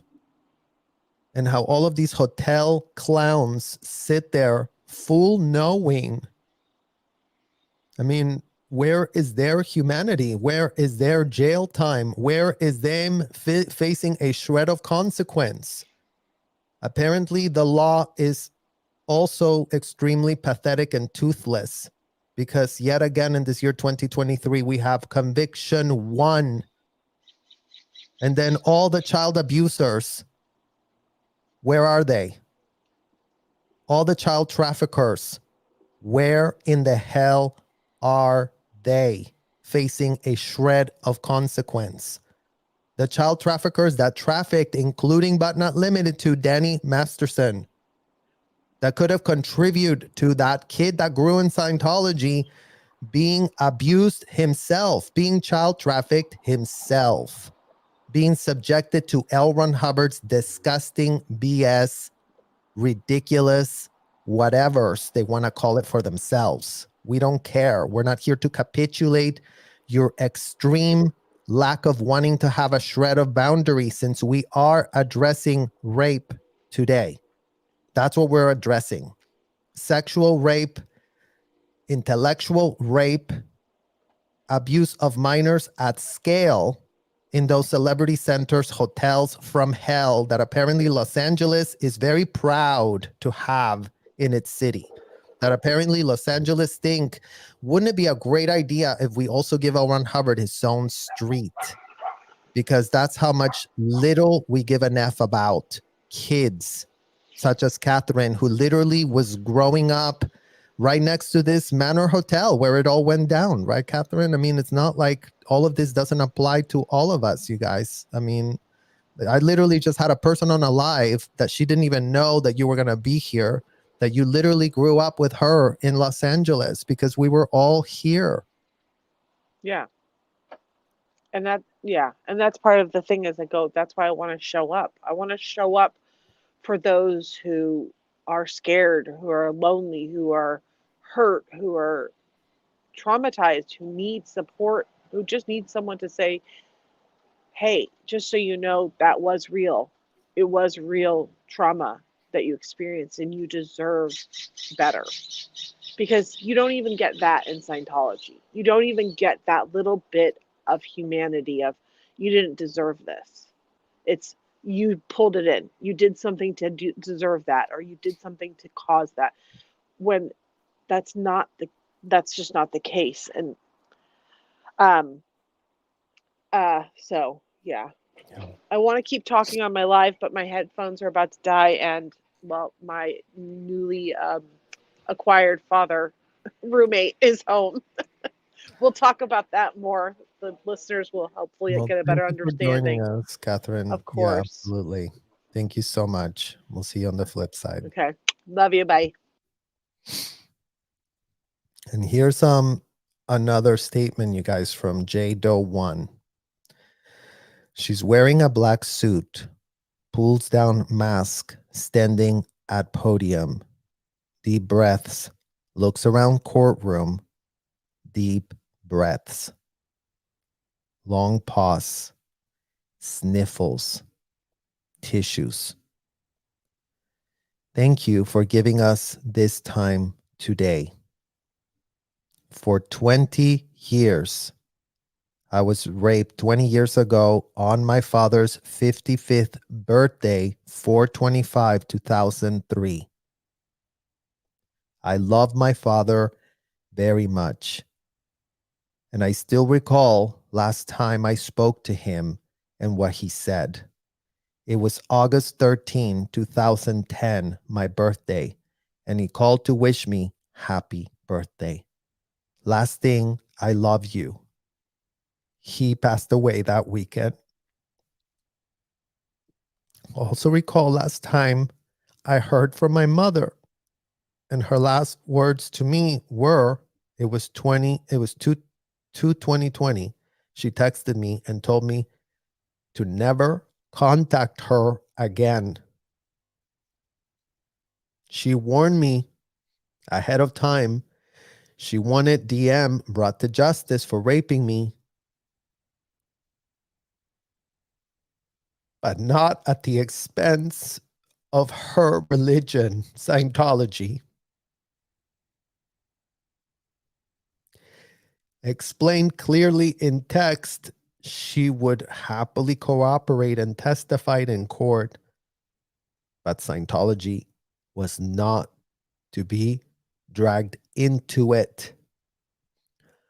Firm rules, and I had to choose. To my knowledge, my mom is still alive, but not in my life. Because the defendant raped me and I reported him to police, that's strictly forbidden in Scientology. It is a high crime. In the last 7 years, after the case reopened, I fully cooperated in the investigation of the multiple rapes and victims ultimately charged and convicted I have letter of my mother's. She wrote to leader David Miscavige and demanded justice for me. Even if it was just the Scientology version of it. A different version of justice.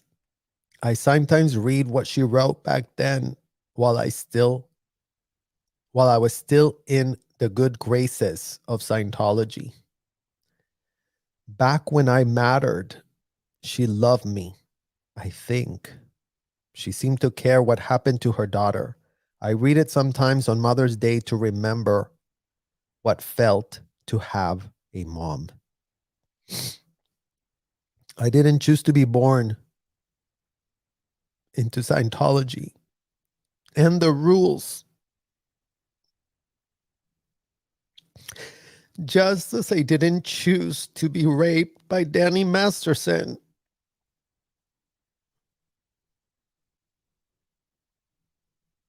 I am acquainted with the defendant, Mr. Masterson, through Scientology. We were both members of Scientology. I was born into it. We were both commonly referred to as second-generation Scientologists. Our families knew each other, barbecues, mutual friends, many of whom I had to walk by in the hall, not just today. Every day, arrangement and trial. I'm not going to speak to their behavior. I understand the code in Scientology. This celebrity, as he was in that religion, we both went to Scientology schools. 4/24/2003, I worked half a day, picked daughter up from school, packed bag, and went to Bree's house. Bree Schaefer. She was DM's assistant, Danny Masterson. I got to Bree's house around 5 p.m. Sometime after midnight, 4:25. I would end up being raped by her boss. After being drugged and raped and walking up, I got dressed. I still don't recall what Mr. Cohen, one thing you did not ask me. I never did find my underwear. I know because when I got home, I didn't have any on. I remember being upset and embarrassed that my underwear was somewhere at Danny's house. I remember getting downstairs, exit to patio. I saw Luke Watson, Danny's best friend. Luke ordered me to report straight to Scientology Celebrity Center. Susan, president of CC Celebrity Center, and also Luke's mom. Luke told me Danny had already been to CC that morning. They were expecting me. Luke wouldn't help me, just repeated command, go to CC. I did not comply. I went to Breeze and then my parents' house, my home, safe there. Parents, I would have been home hours before.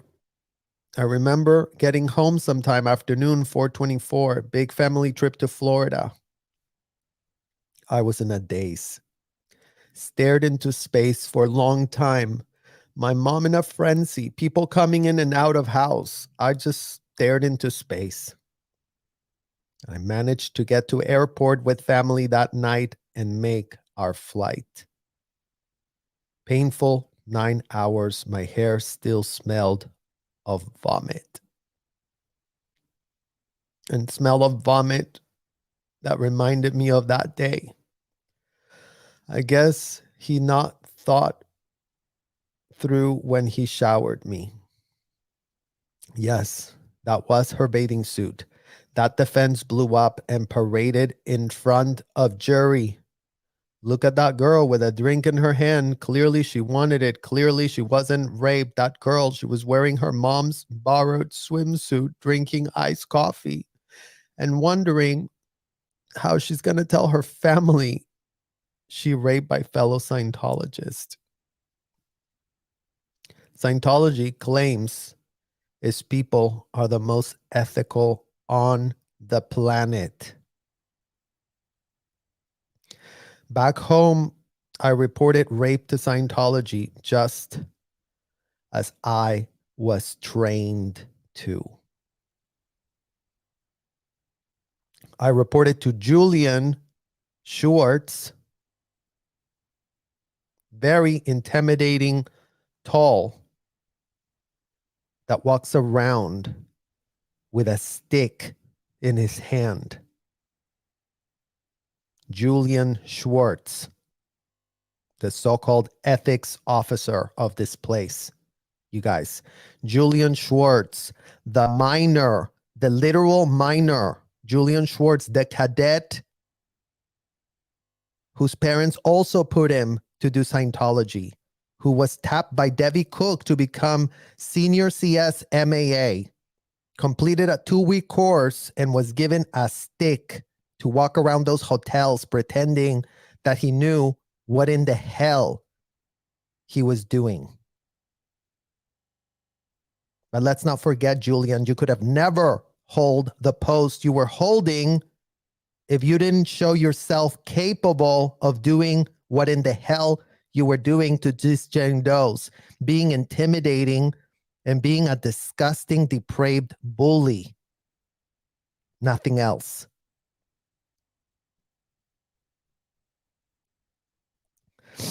This man who decided what I could write or not write and made it very clear that Danny was untouchable. And don't say rape. This man had power in Scientology to expel me, excommunicate me. He made my life hell from that day on. Danny was a celebrity, so heavily protected by Scientology. I spent year following policies of Scientology. A year later, and tens of thousands of dollars later, for dozens of hours of interrogations by Scientology. Then one day, May 2004, I was told about a girl named Lily. It shook me to the core. I had to say her name because that's what I was told. Decided to take step to destroy my life. I knew Danny wouldn't stop, couldn't stop. So I reported my rape to LAPD in June of 2004. But before that meeting, I was to attend with my rapist. As Danny demanded in April 2004, I was forced by Scientology executives to sit across from him at a conference table where he claimed he'd apologized and promised to never repeat on any other women. I agreed in possibility of redemption and I agreed to speak.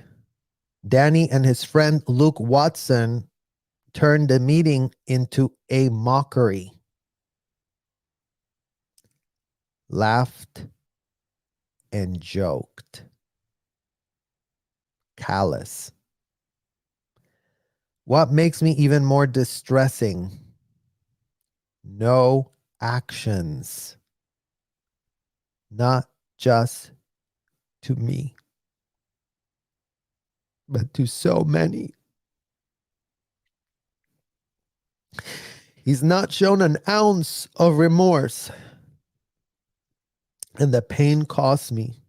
Instead, he chose to laugh at my suffering. I saw when Jane was speaking. I looked over. I knew her pain, and I knew who she was looking at her. She's looking at other Jane Does in gallery, behind bars for safety of all women. This is why I'm so upset. I spent a year doing what I did, and so it's very painful, but I think necessary. I wish I reported him sooner to police. Isolated from those who could protect from him, now so easily say never saw behavior. Definitely many never saw him rape anyone. That's now how sexual abuse works. They said publicly, hope he would be found innocent. I read that, and my own daughters can read that too. I have 3 daughters. I wonder if David Masterson's co-star had my daughter 9 years old, daughter named on an NDA, and that I did forbid them from disclosing any info about rape. It requires her not to disclose the reason she knew.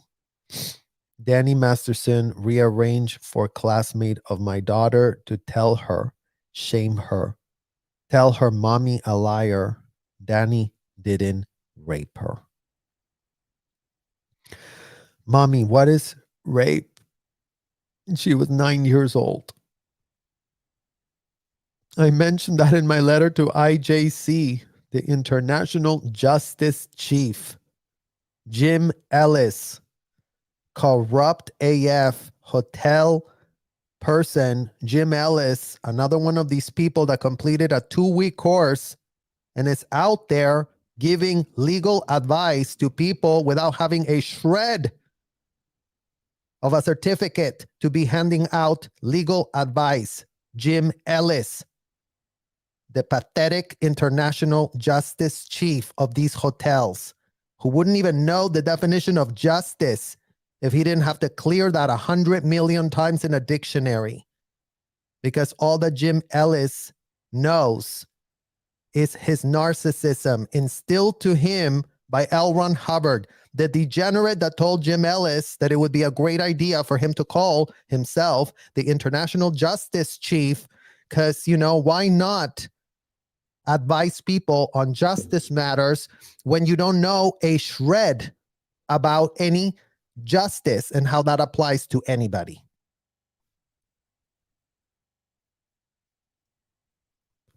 In September 2004, Danny had attorney Marty Singer, power attorney, celebrity power attorney Marty Singer, threatened me with what daughter might read about me in checkout line at grocery store if I violated the NDA. How do I know it was Danny who told? He came to meeting and he said, admitted, church had to put money in name to help with upset. He smiled and said he bought boys' box of fundraiser candy in exchange for that message to be delivered to my child. I said over the top. Singer let me know it was a serious breach of NDA 20 years ago. NDA explicitly stated that I had to do with rape and assault. Not just an NDA, all the steps I must take if I ever came sniffing around or if I intended to initiate new contact. I'm here to say I did not govern myself accordingly. I went to law enforcement. I did not notify you. I have no regrets about that NDA Same Manny who had my daughter's 9-year-old name didn't use his own name, an alias, David Duncan. True coward, true monster. During trial, had friends pack court hallways, etc., to intimidate me. A South African man who assaulted me as teen. He came to court despite my protest. He did what he could.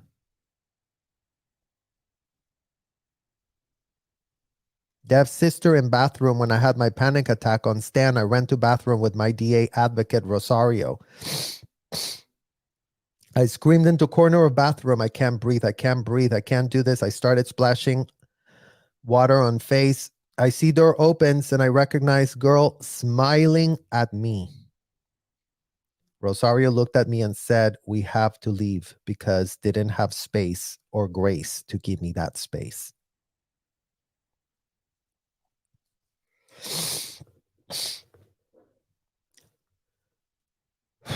I don't know if this is a game to them, but this is real court, not a celebrity center.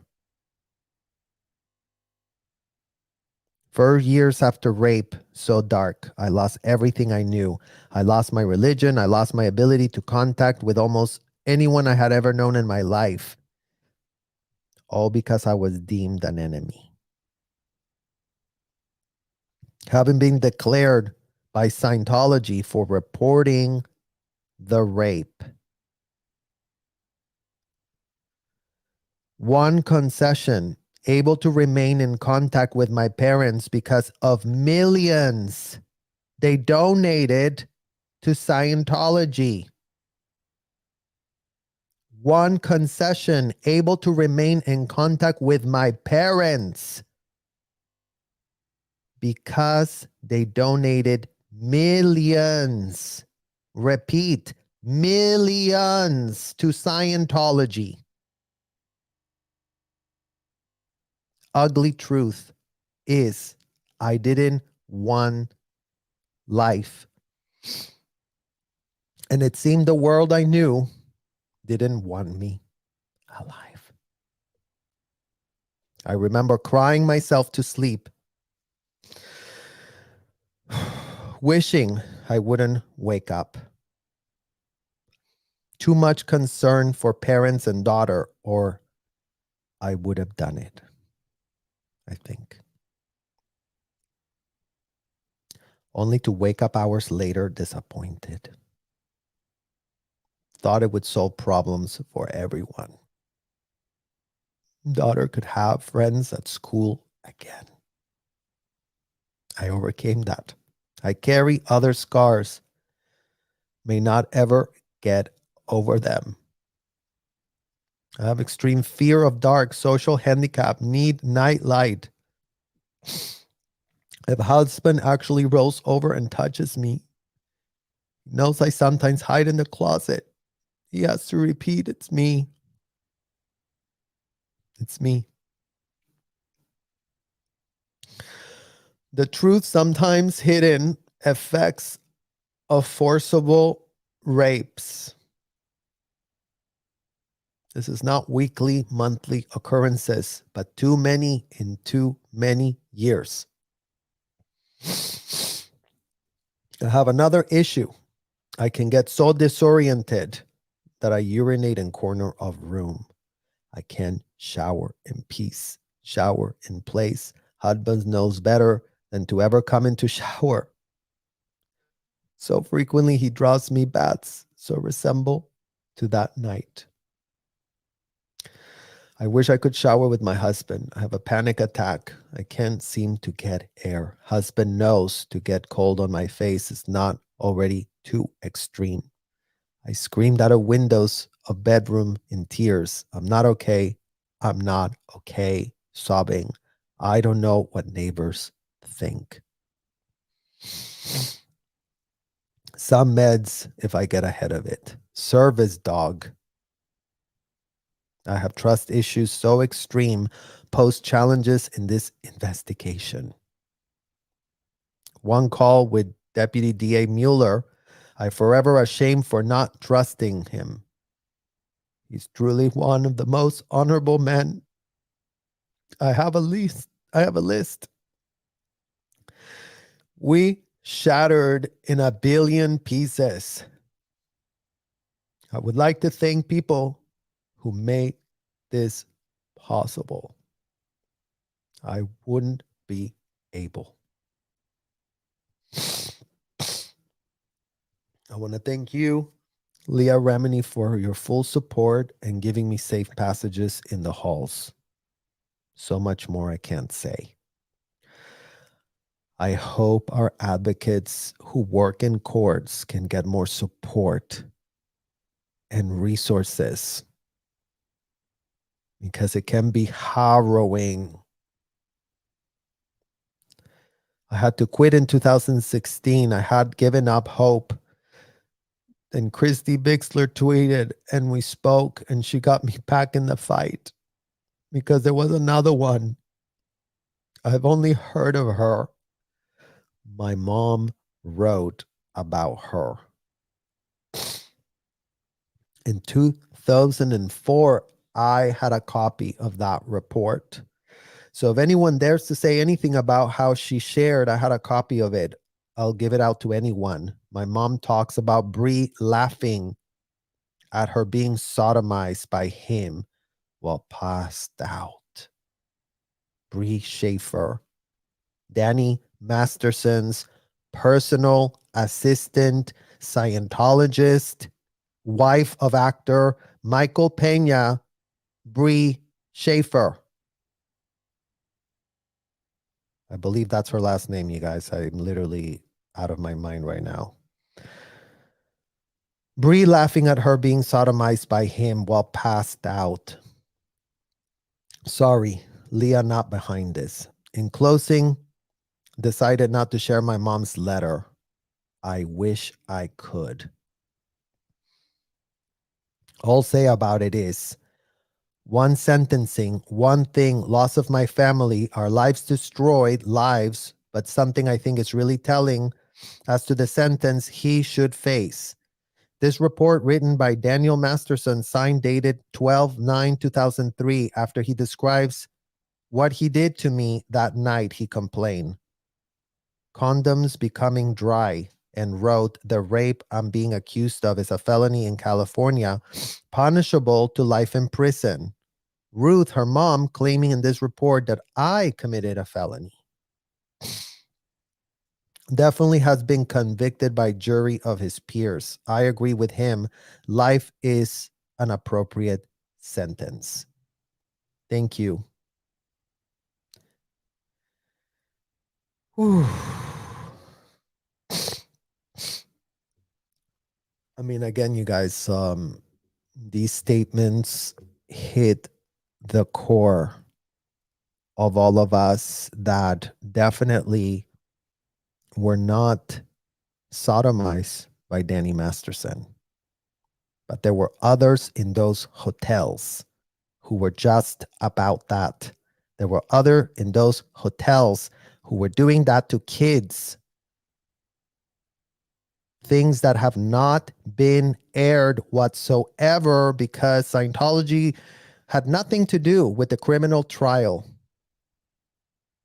Scientology literally washed its hands off of all of the dysfunction that they did take it upon themselves to meddle, including but not limited to meddle, committing disgusting legal malpractice after purporting to be the arbiters, the know-it-all arbiters of justice, while they had not a shred of a license to be making those statements, while they had not a shred of an opinion that mattered to be giving a victim of a felony, given that L. Ron Hubbard's whatever in the hell he pitched was an infantilized, ridiculous, disgusting joke that the legal profession apparently is all in on.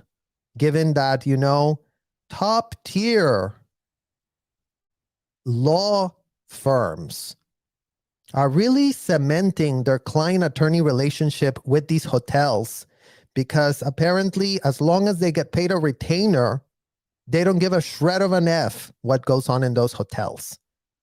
Since this client does have a ton of money to pay for those retainers, then who in the hell literally cares?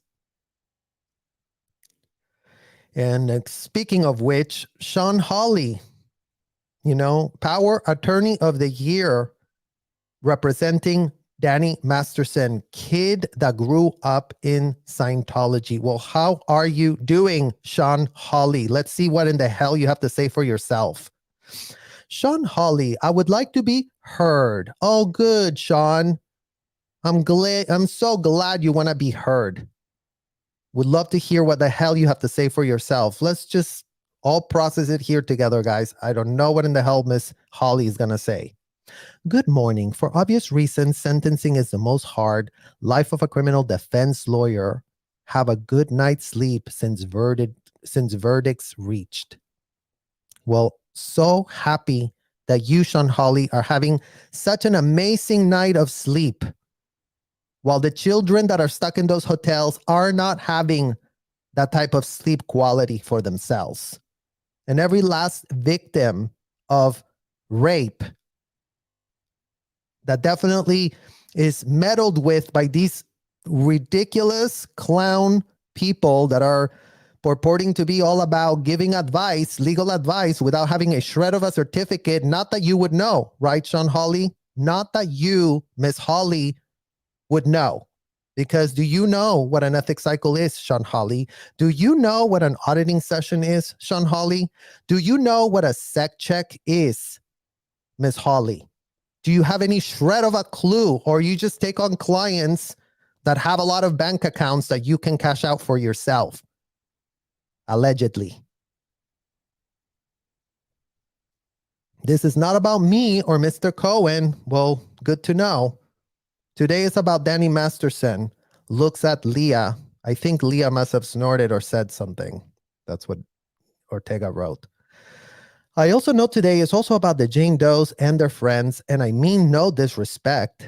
She turns to face the women when she said this. We represent Danny Masterson, and it is his life that will be the most significantly impacted by you today. Well, thank you for stating the absolute MF obvious. Sean Pathetic Hawley. His 9-year-old daughter, and he means the world. The lives of his wife Bijou, mother Carol, siblings Chris, Jordan, Alana, family, friends, and to boil it all down to the court, his discretion to sentence to 15 years concurrent or consecutive. Well, you know what? We do agree that it is a horrific, tragic, somber day for that 9-year-old daughter of Danny Masterson to find herself without a father. But you know what, Miss Hawley, you should have referred to the NDA where one of the victims' daughter was added to that NDA. And then reconcile those two things for us real quick, Sean, and then send us a pitch on what the hell type of point you're trying to make. And as you try to really advocate for his wife, Bijou was all around the situation, you guys. Bijou is not some woman that was stuck in some remote location, incapable of hearing any of the things that were going on with these girls, given that all of these things ran around in this circle with all manner of people implicating themselves, holding secrets, talking to Susan. What should we do, Susan, at the president's office? Oh, well, you know what? Talk to Miranda Scoggins, because you know what? She'll have a great idea what to do to clear it all out. And let's talk to Dave Pettit, who, will recommend that we, charge Danny, 20, 30K to, clean it up. We can clean it up here at this hotel. Mother Carol. I mean, Sean Hawley, the fact that you are advocating for mother of the millennia, Scientology mother Carol Masterson, who should be right next to her own son,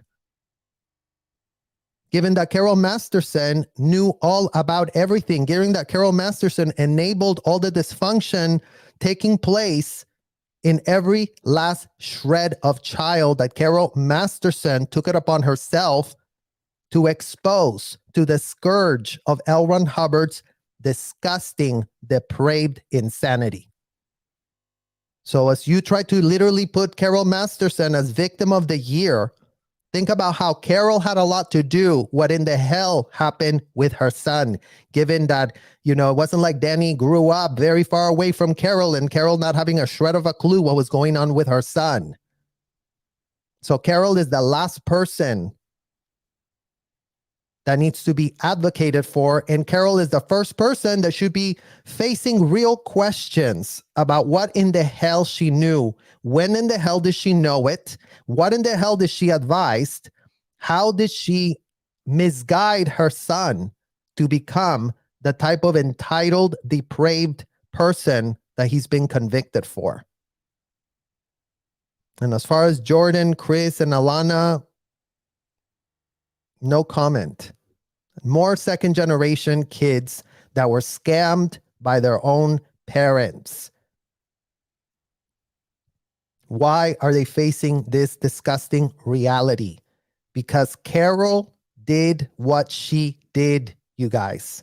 Because Carol was enabled by the people at CC Int at that Manor Hotel from hell, where they all took it upon themselves to have all manner of meetings that they shouldn't have been having, given that they had not a shred of a clue what they were doing. But apparently Miss Hawley is completely incapable of connecting a dot. But she is a power attorney. She is an amazing power, high-priced attorney, you guys. I mean, imagine that Danny Masterson taps her to defend him, and she doesn't even know how in the hell that kid grew up and what kind of mother he had and what kind of contributing factors made it difficult for him to develop into an actual human being with humanity instead of this other pitch that he was given at the hotel to become depraved. And don't worry about it. You can all float it away, because that makes a lot of sense. In this year 2023, that could not make more sense, right, Sean Hawley? She's really literally pitching for this man to, reduce his sentence to 15 years. Only two options, 15 to life or 30 to life. Of two options, for all reasons set forth in our brief, 15 to life is fair and justice and serve interest of justice. Again, Miss Hawley, wrong. What serves the interest of justice is for children to stop being abused by clown parents that buy a pitch that lands every single one of their kids, that puts those kids in very real compromise, legal problems. So when you can figure out what in the hell I just said, maybe take it upon yourself to type something for yourself that makes sense instead of all the checks that you cashed. As if you really care about the daughter of Danny Masterson, as you emptied out their account to pay yourself to do nothing. To literally just sit there spouting things as if you really know what in the hell you're talking about, Miss Hawley.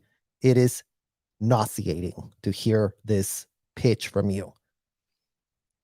Prior to incidents which he convicted, Danny had no criminal history at all. No arrest. Well, gee, I wonder why, Sean. Why didn't your client have a shred of an arrest? Why didn't you ask him about the very real first time that this happened, where it all began, given that the person that this happened to was a minor, the first person that he did this to, given that this woman was my student, Sean Hawley. This woman is nowhere to be found today, was nowhere to be found added to the record, her voice has not been heard. No one even knows her MF name.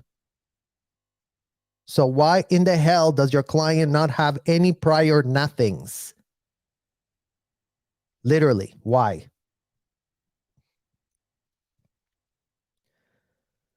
He began a productive life and a positive life, TV at a young age, and continued in TV until charges brought.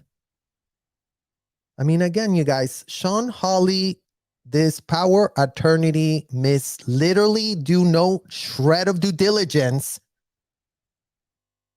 as if being a celebrity kid was a great thing. It's called child trafficking. It's called forcing children to do things against their ability to consent, Miss Holly. Not something that everyone in America should be goo-goo gaga about. Isn't it so great that kids just get to act? And aren't they so special? And aren't we all just goo-goo gaga, like literally saliva coming out of your mouth about how amazing it is to show up on TV? What kind of self-awareness do these people have in this year 2023 about, literally not having a shred of second thought about pitching a child actor, as if that really helped Danny Masterson have a really good grip on his life, you guys. As if forcing Danny Masterson to work as a child was in his best interest. I mean, yeah, hindsight 2020, I would have said, no, don't put that child to work. Let him just be an MF child. Like, how hard can it possibly be? Honestly, you guys, how hard can it possibly be? And the fact that she says that, oh yeah, he's still continuing working on TV. Well, yeah, because, Netflix was very happy to have him on the ranch. Just as Netflix is very happy to have Laura Prepon, another one of Danny's besties, all over, pitching her as Feminist of the Year and also LGBTQ Activist of the Year. Never mind that Miss Prepon was very much in the know about all manner of things related to this case, right or wrong, Sean Hawley. Danny always worked, always been productive. Again, Sean Hawley, we could literally vomit over your face. Productive is what we were as children. These adults told us we were adults in small bodies. What in the hell do you think we were doing? They told us production is the basis of morale, you guys. Produce, produce, produce. Work, work, work. You are our slaves anyways. You're not our kids. You're not our sons. You're not our daughters. You're a commodity to us. These parents wanted to live their infantilized version of their adult life, and they got away with it, Sean Hawley. So if you, again, don't know what in the hell we're talking about, if this just went over your head, well, it would be great for you to go check with a mirror and, open an L. Ron Hubbard book while you're at that mirror and see if anything makes sense. Because we would love to hear your highly intellectual, elitist pitch on how this all literally makes sense. Danny was working and being very productive, not only monetarily, but supporting. Chris, Jordan, and Alana all wrote how Danny Masterson in many ways became a father to them after divorce. And Carol worked. I mean, again, you guys, like this Miss Hawley charging a F ton of money to make all the most ludicrous BS points that anyone could make. Yes, Carol divorced. Carol had all her children working for her. The big momager that she was. The one that was paying for these audits while these kids were underage. The one that she was, managing their finances, and aren't we such a great, happy family? And here we sit today with her son being convicted of having done the unthinkable. Alana said he sit in front row at ballet recitals and let her live with him in college.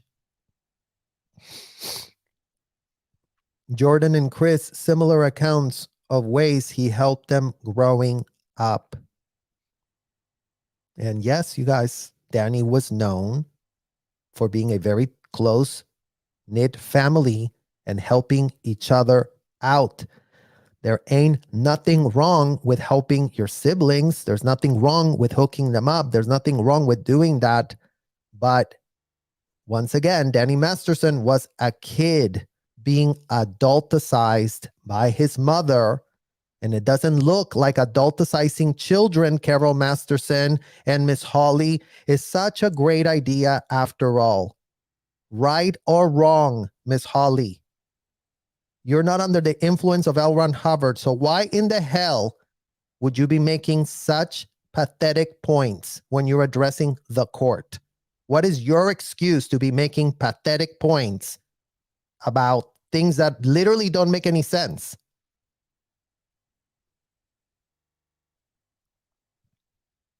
We find extraordinary conduct in the past 20 years since 2003, lived exemplary life. We provide about 50 letters, some first responders to 911, law enforcement. Way he opens heart, home to people in need. Sound advice, guidance.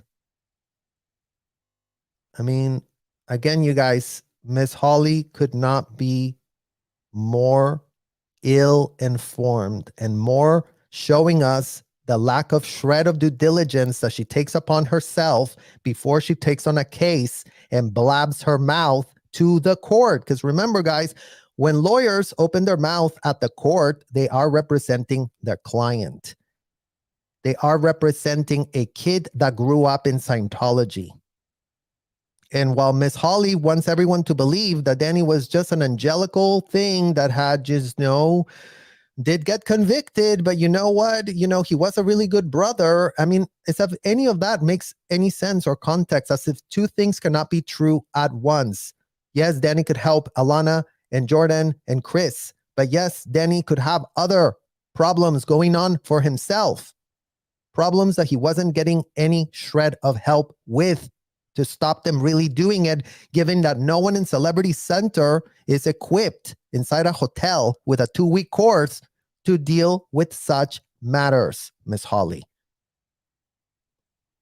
So maybe stop buying BS pitches yourself, since you are supposed to be an advocate and since you're like one of the best that America has.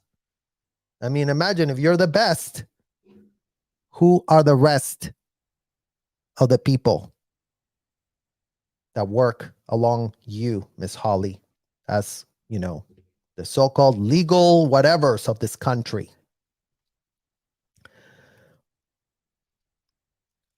Sound advice and guidance, as if sound advice and guidance was coming out of Danny, you guys. A kid that grew up with all of the L. Ron Hubbard memos, all the ill advice you could provide a human being with is what really Danny was giving sound advice about. I mean, again, we had not a shred of a clue what in the hell we were ever spouting out. None of the L. Ron Hubbard memos made a shred of sense to us when we were kids. We would only be told that we got brownie points for quoting the reference. Aren't you so smart? Aren't you such a prodigy? Aren't you so special?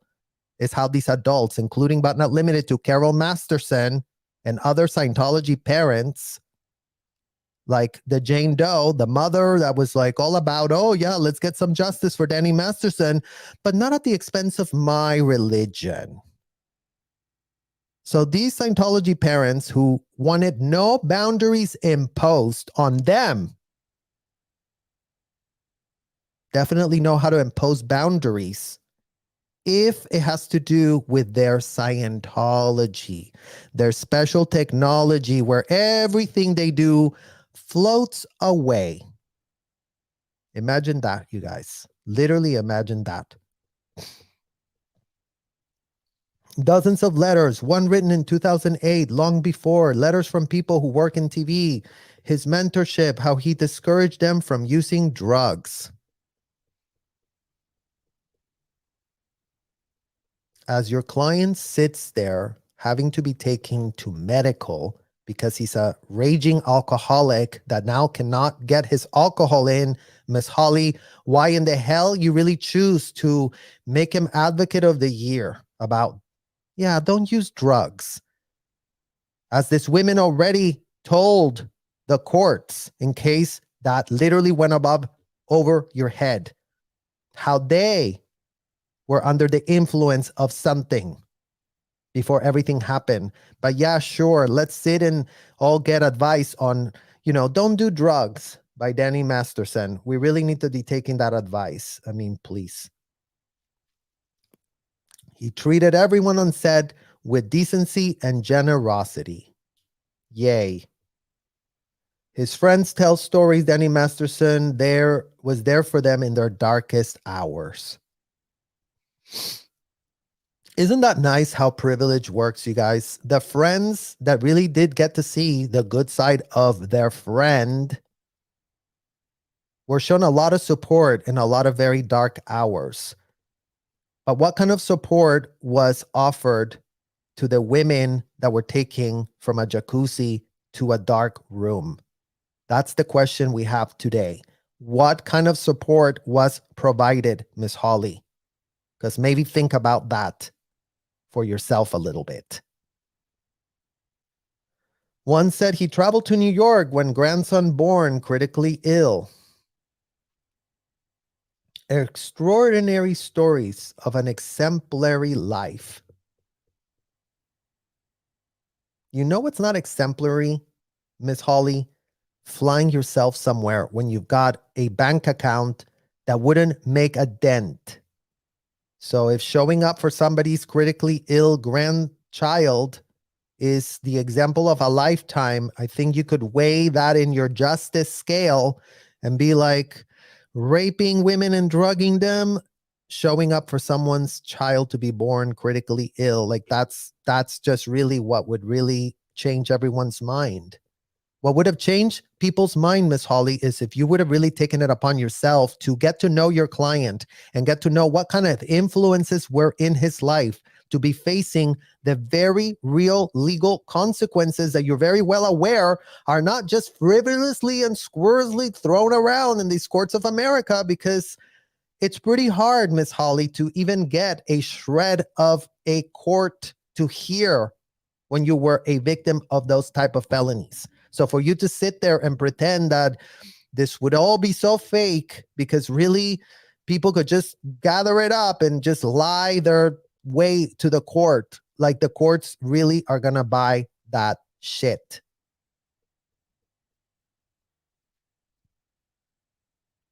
To probation officer noted, page 11, all letters provide insight into definitely good character, charity work, and love for his family and friends. Charity work? Really, Sean? That's where you really want to take this, to the charity. How much of Danny Masterson's charity to Celebrity Center was used to literally fund every last minor child that is signed up to a billion-year contracts of slave labor inside that hotel? Because maybe contextualize that part of the charity work that you're pitching here to the court.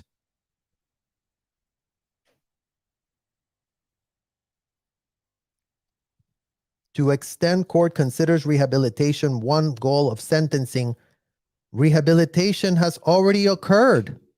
Oh, wow, look at that. Apparently, Sean Hawley is just like Scientology. If their needle floats, rehabilitation happens. Like, never mind that there's not been a shred of accountability taken. Never mind that Danny Masterson could have said, you know what, Miss Holly, I literally did fuck up. And, they weren't calling it the R word there. They were calling it an out to D. And they did tell us that this technology was so magical, it could all just start floating. Apparently, Miss Holly is also under that type of belief, but she doesn't have L. Ron Hubbard to thank for that. Worth noting, his 27-year-old when acts occurred, he's now 47 years old. Well, isn't that great, Miss Holly? Not only is it in the public record that these women were kneecapped Every single shred of chance they tried to get heard. Every time they went to a police department, and all manner of police play very, very dumb. It took only 20 years for anyone to take anything seriously. Never mind that these women were not in the Sea Org, Miss Holly. Never mind that these women had a few types of evidence that did make a case for themselves. Like Jane Doe was telling us that the mom was writing all manner of letters during the time. You know who had none of that, Miss Holly? All kids that left the Sea Org, that were stripped from every type of possible incriminating evidence we had on the hotel where we were child trafficked on our exit interview. When they did finally let us go, when they allowed us to leave, okay, you're going to break your $1 billion contract. Well, make sure that they don't come up with a shred of paperwork.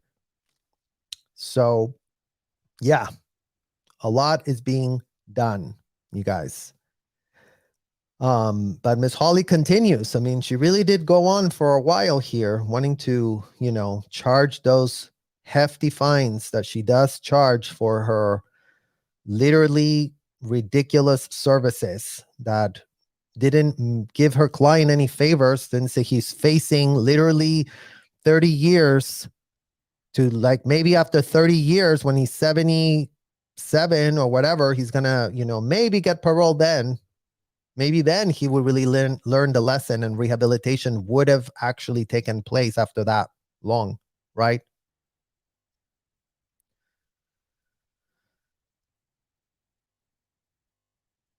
When law changed to mandated consecutive sentences, we looked at the history. Our brief cites that recidivism rates 50 or older, recidivists rate only 2%. If you sentence him to 15 years to life, he probably 62 when released.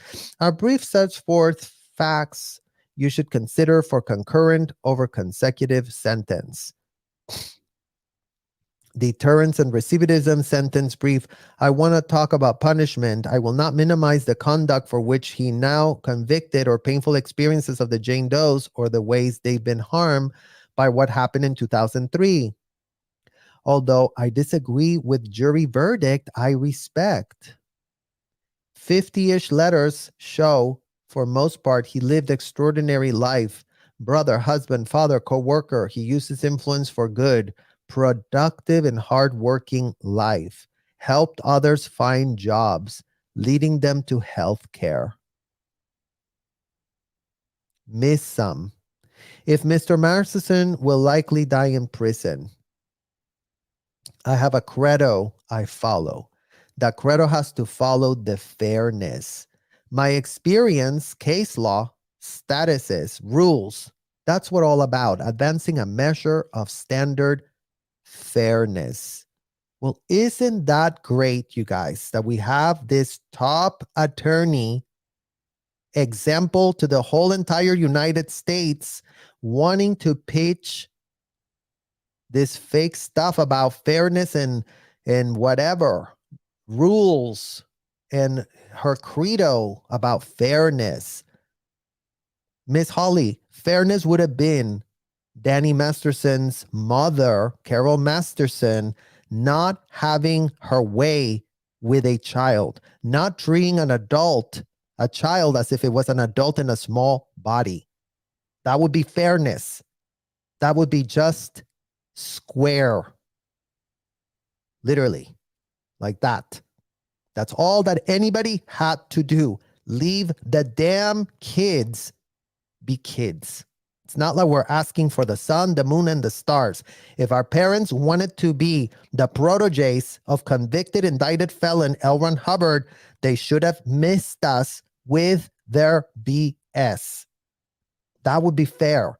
That would be completely fair. And then if anybody really wanted to get involved in that disgusting hotel, then 21 and up would have been the age to then really allow anybody to do whatever in the hell they wanted to do for themselves. But the fairness is nowhere to be found in America as they child traffic kids inside those hotels, and you sit there outside having literally represented A kid that grew up in Scientology and not having a shred of a clue what in the hell you're talking about, Miss Holly, because this statement could not be more dejected from reality if you weren't being paid the big bucks to not be dejected from reality. Because I think that's what a good lawyer gets, paid the big bucks to. Okay, ground the situation, get the facts, be fair with what in the hell happened. Advocate for your client so he's not just rotting away. So there is context to how in the hell he got to where he got. But Miss Holly is not advocating for anything fair. Not according to the kids that did grow up in Scientology, Miss Holly. You couldn't be more clueless. You couldn't be more part of the problem if you weren't being paid to not be part of the problem. So we're asking, Your Honor, to simply be fair, to follow in fairness to Mr. Masterson, asking you to exercise discretion and sentence him to 15 years to life. Then, Philip Cohen, we got probation report yesterday, one factual objection. They take a brief recess. Masterson will have a chance for allocution to speak if he wants to. SH, he will not be speaking. Sean Hawley says something about probation report, the sentence, when they get back. So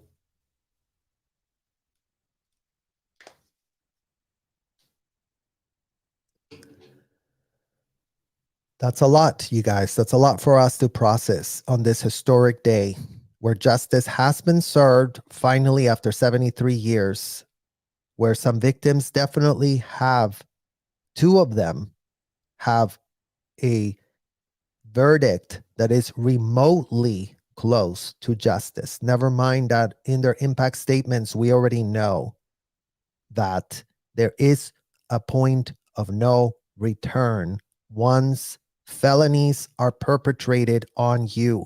Felonies perpetrated without a shred of consent stick to you like glue that you can literally get rid of. And we're going to continue advocating for every last shred of kid that has been defrauded by their parents, by their Scientology parents, the who's and the whys to all the problems here are parents who are taking it upon themselves to subject their kids to sadistic AF memos written by a convicted felon. Memos that they are all infantilizing themselves to believe are just great and wonderful, and every child should really be experiencing this in America. Well, you know what? We didn't want to experience a shred of the dysfunction that we were literally exposed to. So there's a lot here that we all have to process, and there's a lot more that needs to get done. But at least today, we have Exhibit A, that justice can take place, that these victims, having put themselves through the unthinkable, we have them to think, no matter how much fair game, no matter how many of their literal pets were poisoned, no matter how hard it's been for these women to get a semblance of justice, never mind that only 2 of them got it.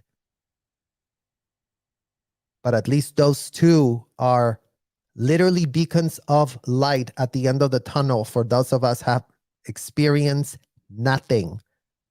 No justice in this country, only trivializing our experience, being told that these hotels couldn't be more legal if they tried. All manner of high-powered attorneys that do get, tapped to become representing of these hotels. And never mind that, they couldn't be more clueless if they tried, given what's already on the public record, you guys, about what's going on. They couldn't be more clueless about how to enforce a law if they hadn't gone to law school for years and years and years and years. And we have Hollywood that, still thinks that, turning kids into actors, it's such a great idea, because aren't you so special? Aren't you so wonderful? Aren't you so great? Breathing dangerous narcissism is what's going on. So please, Hollywood, that is all about Danny Masterson, that was all about Laura Prepon, that is all about Elizabeth Moss, that is all about all these special treatment celebrities that you do hire for yourselves to be part of your jokes that you're playing at the expense of the very real victims that don't have a shred of an ability to have a safe word inside those hotels, that don't have a shred of an ability to say stop. So we're going to continue to expose and demand accountability from every last shred of celebrity that's out there infantilizing themselves as being so special and unique and wonderful at the expense of the kids that are having to foot the bill. Kids are not there to foot y'all's bill. So a lot needs to change, but today we know that change is possible and change is real and justice will take place. And there is a ton more people that need to be heard. There's a ton more people that need to see justice work. There's a ton more kids that need to understand that what took place in these hotels was not just nothing, and it was far from legal. It was far from believe whatever you want. In America, we are very free to not enforce any laws. So hopefully we have the ability to connect to real judges like Ms. Olmedo and real prosecutors, Mr. Mueller, that have done their job. And hopefully this sends a clear message to the LAPD commissioner and the Clearwater Police Commissioner, who are nowhere to be found in this conversation, having any meaningful thing to add to any of these conversations. As if y'all's police departments are not in on enabling the unthinkable. CCU Clearwater Police. In Florida, they haven't brought a single case, a single criminal case to hold these people accountable. And they've been operating there for decades, you guys. That is the epicenter of the child trafficking at scale. That is little Miss Debbie Cook, 17-year captain of that hotel, child trafficking kids at scale, who just sits and collects checks for herself, still in this year 2023. I want to thank every single one of you for holding space for this, and we will continue having these hard conversations and moving this conversation forward.